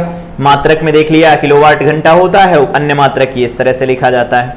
यहां पर एक फार्मूला आप लोगों को याद रखना है कि जैसे मान लीजिए यूनिट की संख्या निकालनी हो, तो यहां पर यूनिट की संख्या के लिए फार्मूला याद रखो, यूनिट की संख्या, ठीक है, ये लिखा जाता है वाट गुणे घंटा बटा 1000। ये फार्मूला लिखा जाता है, ये याद रखना है आपको। जैसे मान लीजिए 5 वाट किसी की शक्ति है, उसे 1 घंटा चलाया गया तो 5 गुणे 1 बटा 1000 ये हो जाएगी यूनिट की संख्या। और बिल जितना भी आ रहा होगा उससे गुणा करा लो, मान लो 2.5 रुपए प्रति यूनिट के हिसाब से बिल आता है तो 2.5 से गुणा करा लो, मिल जाएगी कितना रुपया खर्चा किया आपने। ठीक, यहां से निकाल सकते हैं इसे। और अगर संख्या हो गई मान लो 5 वाट के 5 बल्ब हैं तो संख्या से भी गुणा करा देना, 1 का निकालना फिर गुणा करा लेना, संख्या मिल जाएगी। तो यूनिट की संख्या ऐसे निकाला करेंगे। ये मात्रक हो गए, यहां पर ये फार्मूला है, ये पावर का फार्मूला है, आपको एज इट इज याद रखना है इसे। अब इसके आगे बात करते हैं, यहां पर दिया गया विद्युत धारा का ऊष्मीय प्रभाव, heating effect of electric current, इसके बारे में बात करना है। तो heating effect of electric current को हम कैसे देख सकते हैं वो आओ देखते हैं।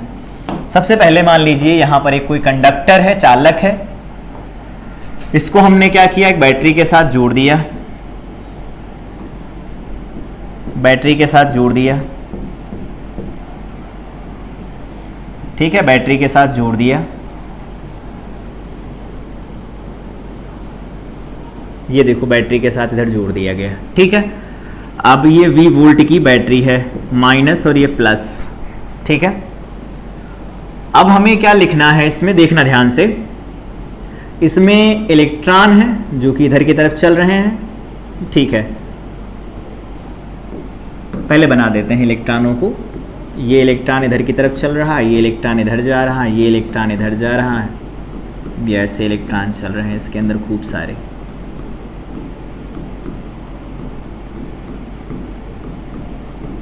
ये इलेक्ट्रॉन चल रहे हैं क्योंकि धन इधर है ना तो इधर ही की तरफ आएंगे। हमने देखा था प्रतिरोध जब लगता है तो प्रतिरोध का मतलब ये होता है इलेक्ट्रॉन जब चालक में चलते हैं तो इलेक्ट्रॉन खुद इलेक्ट्रॉनों से टकराते हैं, साथ में अपने धनायनों से भी टकराते रहते हैं, और टक्कर ऐसी होती है कि पूरी ऊर्जा खो देते हैं, वो ऊर्जा उष्मा के रूप में निकलती है। नहीं समझ आया? आएगा अभी। मान लीजिए ये चालक है, ठीक है, अलग से बनाते हैं, उसमें अब नहीं गड़बड़ करेंगे। मान लीजिए एक इलेक्ट्रॉन यहां है, ठीक है, ये यहां से चला, सामने एक इलेक्ट्रॉन मिला, इससे टकराया, उसने पूरी ऊर्जा खो दी। उसके बाद फिर चला, इससे टकराया, सामने ऊर्जा खो दी, फिर इधर चला, सामने टकराया, ऊर्जा खो दी। तो लगातार इलेक्ट्रॉन चलता रहता है, इलेक्ट्रॉन से टकराता है, धनायनों से टकराता रहता है, और हर टक्कर के बाद अपनी पूरी ऊर्जा खो देता है। और ये जो ऊर्जा लेकर चलता है, जैसे मान लो विभव लगाया, विभव ने धक्का दिया, इलेक्ट्रॉन की कुछ ऊर्जा आई, जिस ऊर्जा से चलने लगा गतिज ऊर्जा, जैसे टकराया पूरी ऊर्जा खर्चा हुई, वो ऊर्जा उष्मा के रूप में निकलेगी। तो अगर ऊर्जा उष्मा के रूप में निकलेगी तो चालक गर्म होगा ना, इसी को कहा जाता है विद्युत धारा का ऊष्मीय प्रभाव। क्या लिखते हैं, लिखना चाहो तो लिख सकते हो, क्या है, किसी चालक में धारा प्रवाह के कारण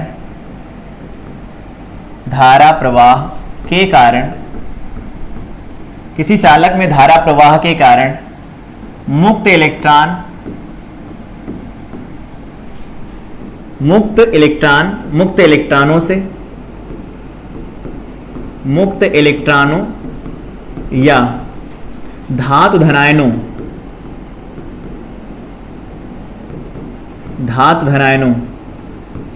से टकराते रहते हैं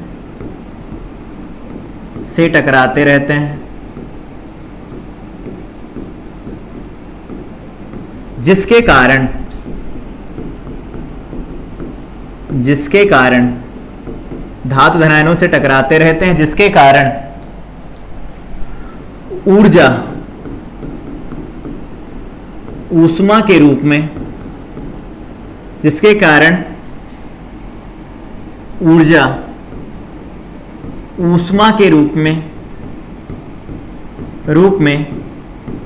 चालक से बाहर निकलती है।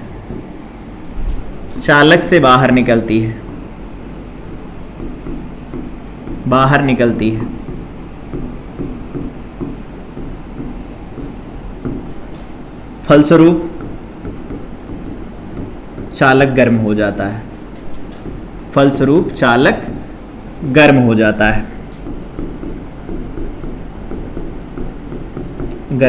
है।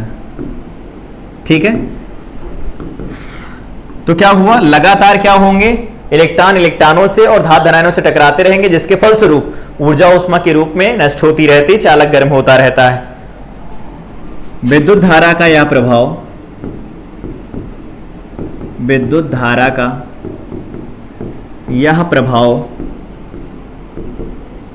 ऊष्मीय प्रभाव कहलाता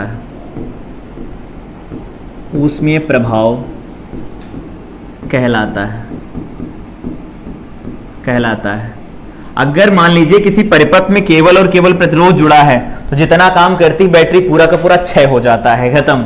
जैसे मान लीजिए कि इसका प्रतिरोध R है इस चालक का, ये V वोल्ट की बैटरी है, तो ये जो काम करती है W, जो बैटरी द्वारा किया गया काम होगा वो क्या लिखा जाएगा, तो अभी हमने देखा VIT लिखा जाता है। T समय में किया गया कार्य यही तो होता है, ये देखो VIT लिखा जाता है। और अगर देखा जाए प्रतिरोध में ऊर्जा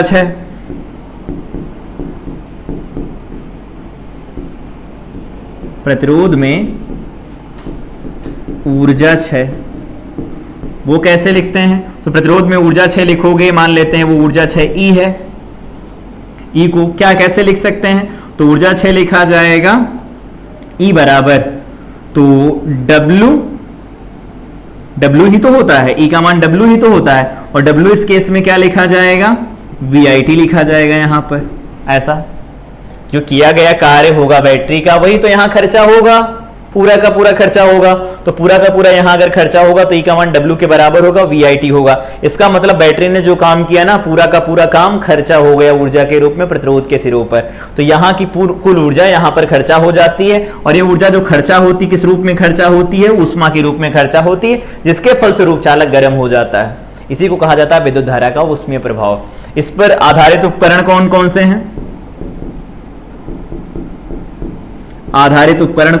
हैं, इस सिद्धांत पर कौन कौन आखिर काम करता है, तो पढ़ा होगा। पहला बल्ब हो गया, ठीक है, दूसरा हीटर हो गया, तीसरा ओवन हो गया, ठीक है, माइक्रोवेव ओवन, और यहां पर टोस्टर हो गया, हीटर हो गया, और क्या लिख सकते हैं, गीजर हो गया, पानी गर्म करने वाला गीजर हो गया। ये सब के सब कैसे काम करते हैं, तो इसी सिद्धांत पर काम करते हैं। जैसे मान लो पानी को गर्म करना है तो एक तार लो, तार नाइक्रोम का तार ले लो, उसमें धारा प्रवाहित करो, धीरे धीरे वो गर्म होने लगता है, उष्मा निकलने लगती है, उसको पानी में डाल दो तो पानी भी उबलने लगता है। तो इसी सिद्धांत पर काम करते हैं, ठीक। आओ देखते हैं उसमें प्रभाव। उसमें प्रभाव में एक चीज है जो आपको याद रखनी है, जूल का नियम। आखिर ये जूल का नियम क्या कहता है, जूल का नियम कहता है किसी चालक में प्रति सेकंड उत्पन्न ऊष्मा या चालक में उत्पन्न ऊष्मा, चालक में धारा प्रवाह के कारण के कारण टाइम 53, ठीक है, के कारण उत्पन्न ऊष्मा,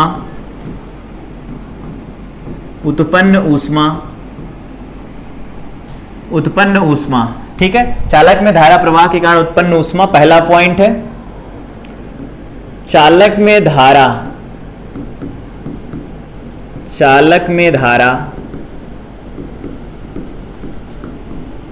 I के वर्ग के अनुक्रमानुपाती होती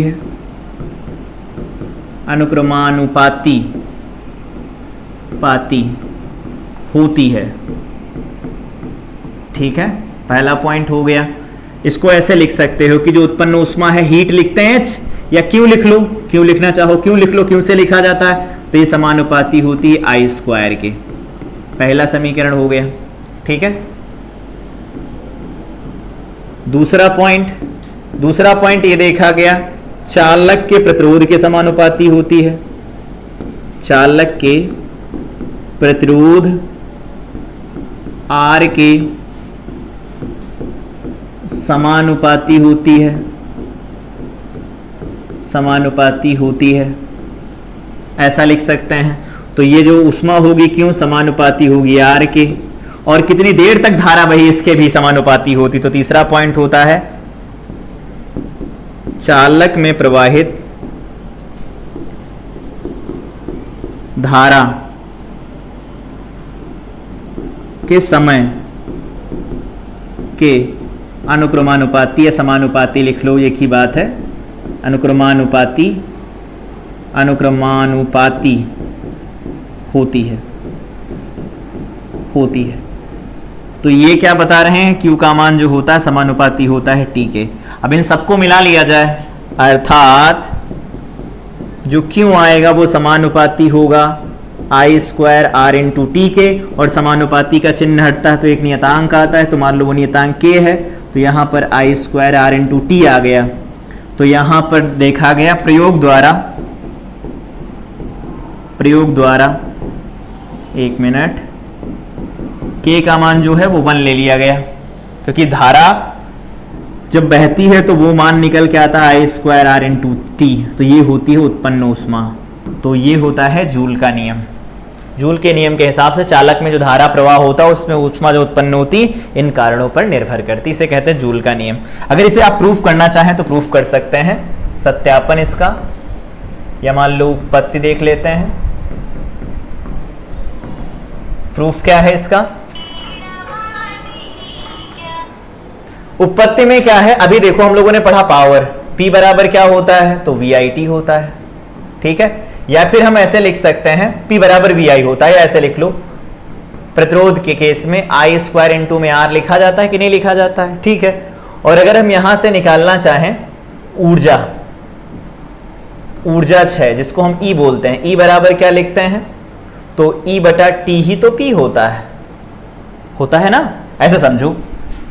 P को हम कैसे परिभाषित करते हैं, पावर होती है प्रति सेकंड क्षय होने वाली ऊर्जा, तो E अपान T लिख सकते हैं। तो हमारे पास P का मान है I स्क्वायर इंटू में R, और यहां पर आएगा E डिवाइडेड बाई में T, तो E बराबर क्या हो जाएगा, I स्क्वायर इंटू में R, और ये जो ऊर्जा क्षय होता है यही तो ऊष्मा के रूप में निष्कासित होती है, तो Q का मान इतना लिखा जाता है।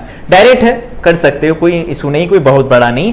P की वैल्यू I स्क्वायर R लिखी जाती, तो P बराबर E अपान T, तो E का मान निकल आता I स्क्वायर R, इंटू में T भी है, इंटू में T है, और यहां पर जो E बनता है वही होता है, क्यों, क्योंकि जितनी ऊर्जा देती है बैटरी उतनी ऊर्जा क्षय हो जाती है उष्मा के रूप में, खत्म। ये है, इससे जुड़े कुछ इंपॉर्टेंट पॉइंट हैं। हीटर हो गया, हीटर इसी सिद्धांत पर काम करता है, देखो इस तरह से इसकी कॉइल बनी होती है। तो हीटर में हम नाइक्रोम वायर यूज करते हैं, नाइक्रोम का तार यूज किया जाता है,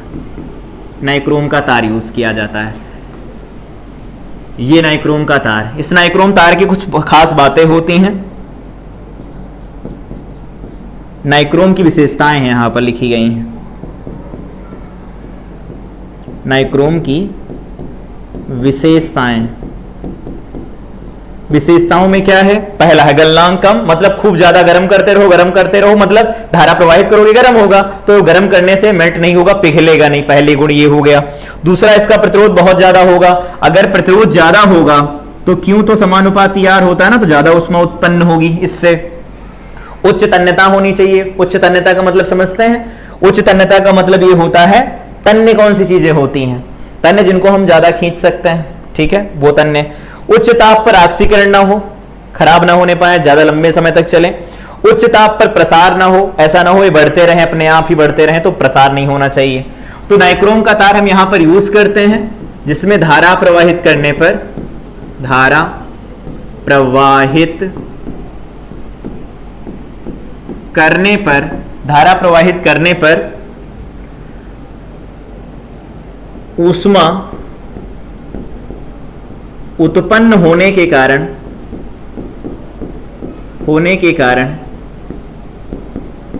गर्म हो जाता है, गर्म हो जाता है, हीटर का ये काम होता है। तो इसमें नाइक्रोम वायर यूज किया जाता है। नाइक्रोम की खास बात बता दिया है, ये सारी बातें यहाँ पर लिखी गई, आप अपनी नोटबुक में लिखना चाहें तो लिख सकते हैं। इस तरह की एक कॉइल होती है, इस तरह का कुछ होता है, ठीक है, बना के इस तरह से देख सकते हैं। इसमें अंदर जो वायर लगे होते हैं वो गलते कह रहे हैं, वो जलते हैं, जलने के बाद में क्या हो, जलने का मतलब ये है कि उसमें धारा बहती है, वो गर्म होते हैं, गर्म होने के बाद वो कुछ लाल लाल जैसे दिखने लगते हैं, इनसे बहुत ज़्यादा ऊष्मा निकलती है, इसके ऊपर रख करके खाना बना सकते हैं, ठंडियों में हाथ भी सेक सकते हैं, ठीक है। बल्ब में क्या है, बल्ब में आपको क्या क्या याद रखना है, तो बल्ब में यहां पर सारी बातें लिखी हैं, लेकिन फिर भी कुछ मार्क कर देते हैं। बल्ब भी इसी सिद्धांत पर काम करता है, विद्युत धारा के उसमें प्रभाव पर। इसमें सबसे पहले बात कर देते हैं फिलामेंट की। फिलामेंट जो किसका बना होता है, टंगस्टन का बना होता है, टंगस्टन का बना होता है, ठीक है। इसका गलनांक जो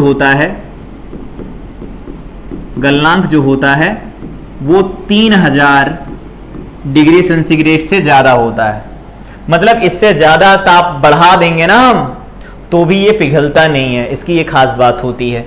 और क्या खास बात होती है इसकी, और इसकी खास बात ये होती है अत्यधिक ताप पर ये जलने लगता है, मतलब ग्लो करता है, चमकने लगता है, ऐसे लिख लो, चमकने लगता है, ठीक है। इसके कारण जो बल्ब होते हैं वो जलने लगते हैं, ठीक है, ये ऐसा हो गया। तो इसमें सबसे पहले देखो कौन कौन से पॉइंट हैं। पहले यहां पर ग्लास बल्ब लगा होता है, बाहर या आउटर जैकेट लगा होता है, ये कांच, ठीक है, ये कांच लगा होता है। फिर इसके अंदर गैस भरी जाती है, उसके बारे में लिख देते हैं। गैस जो भरी जाती है वो क्या होती है, आर्गन गैस होती है, या वैक्यूम के साथ आर्गन या नाइट्रोजन कहीं कहीं पर लिखा होता है, नाइट्रोजन लिखा होता है, लेकिन आप लोग आर्गन लिख करके आएंगे, ठीक है। आर्गन गैस भरी होती है, और ये गैस फिलिंग हो गई तो इसमें नाइट्रोजन हो सकती है N2 या फिर Ar आर्गन हो सकती है। टंगस्टन का फिलामेंट होता है, इसका ऑक्सीकरण नहीं होता,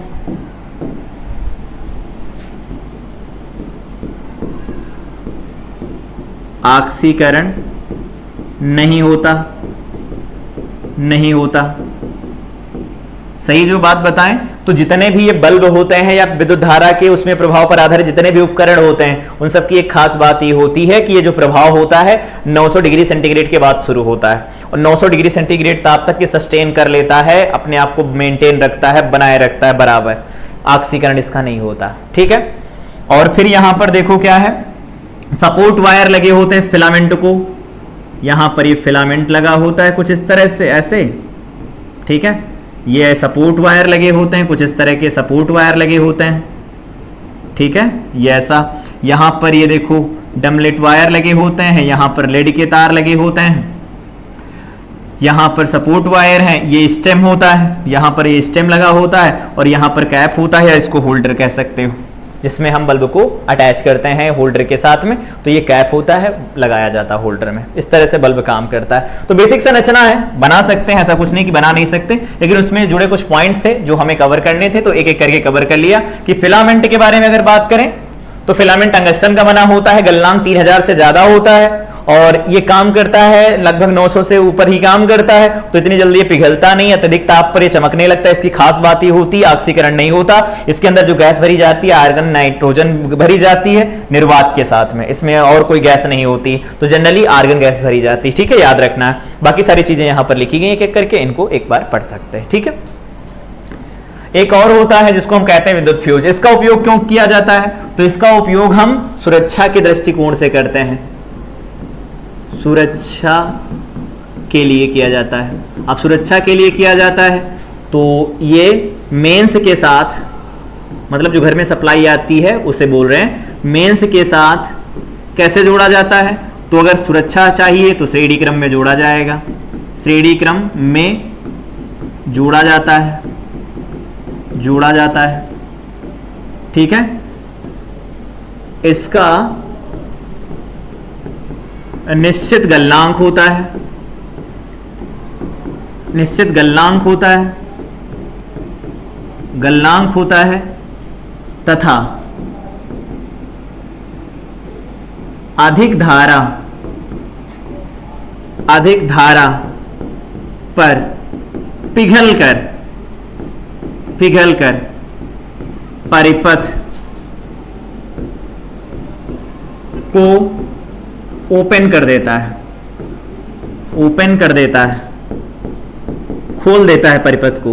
तो अगर ये परिपथ को खोल देगा, ओपन कर देता है, तो परिपथ को ये खोल देता है। ठीक है, तो परिपथ अगर खुल जाएगा तो धारा नहीं बहेगी, बच जाएंगे हमारे बाकी के उपकरण। और अगला देखो, अगला ये है कि इसमें जो फ्यूज वायर होता है ना, फ्यूज वाला वायर, फ्यूज वायर जो होता है वो किसका बना होता है? तो टिन तथा लेड, पीवी, लेड होता है ना पीवी, या लिख देते हैं हिंदी में टिन तथा लेड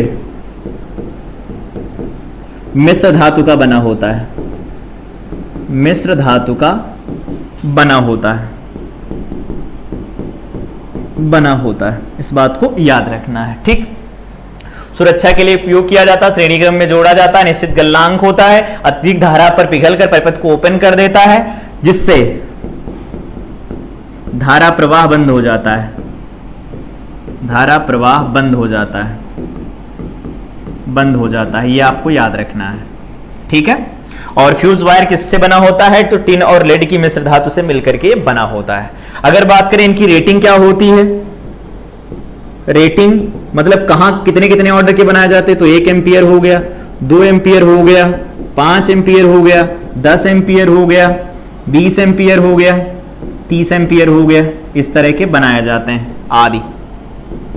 जैसे जहां पर जितनी धारा रोकनी है उस हिसाब से ये बनाए जाते हैं, उनका उपयोग किया जाता है। यहां पर आप देख सकते हैं दोनों एंड यहां पर मेटल कैप से कनेक्टेड है, जोड़ दिया जाता है, इसके बीच में फ्यूज मतलब फ्यूज वायर लगा होता है। इसका गलनांक कम होता है, तो जैसे अधिक इसमें धारा प्रवाह होगा, अधिक धारा प्रवाह होगा तो उसमें अधिक उत्पन्न होगी, अधिक उत्पन्न होगी, गल जाएगा, गिर जाएगा, दोनों एंड जुड़े रहेंगे पर बीच में कोई धारा प्रवाह नहीं होगा।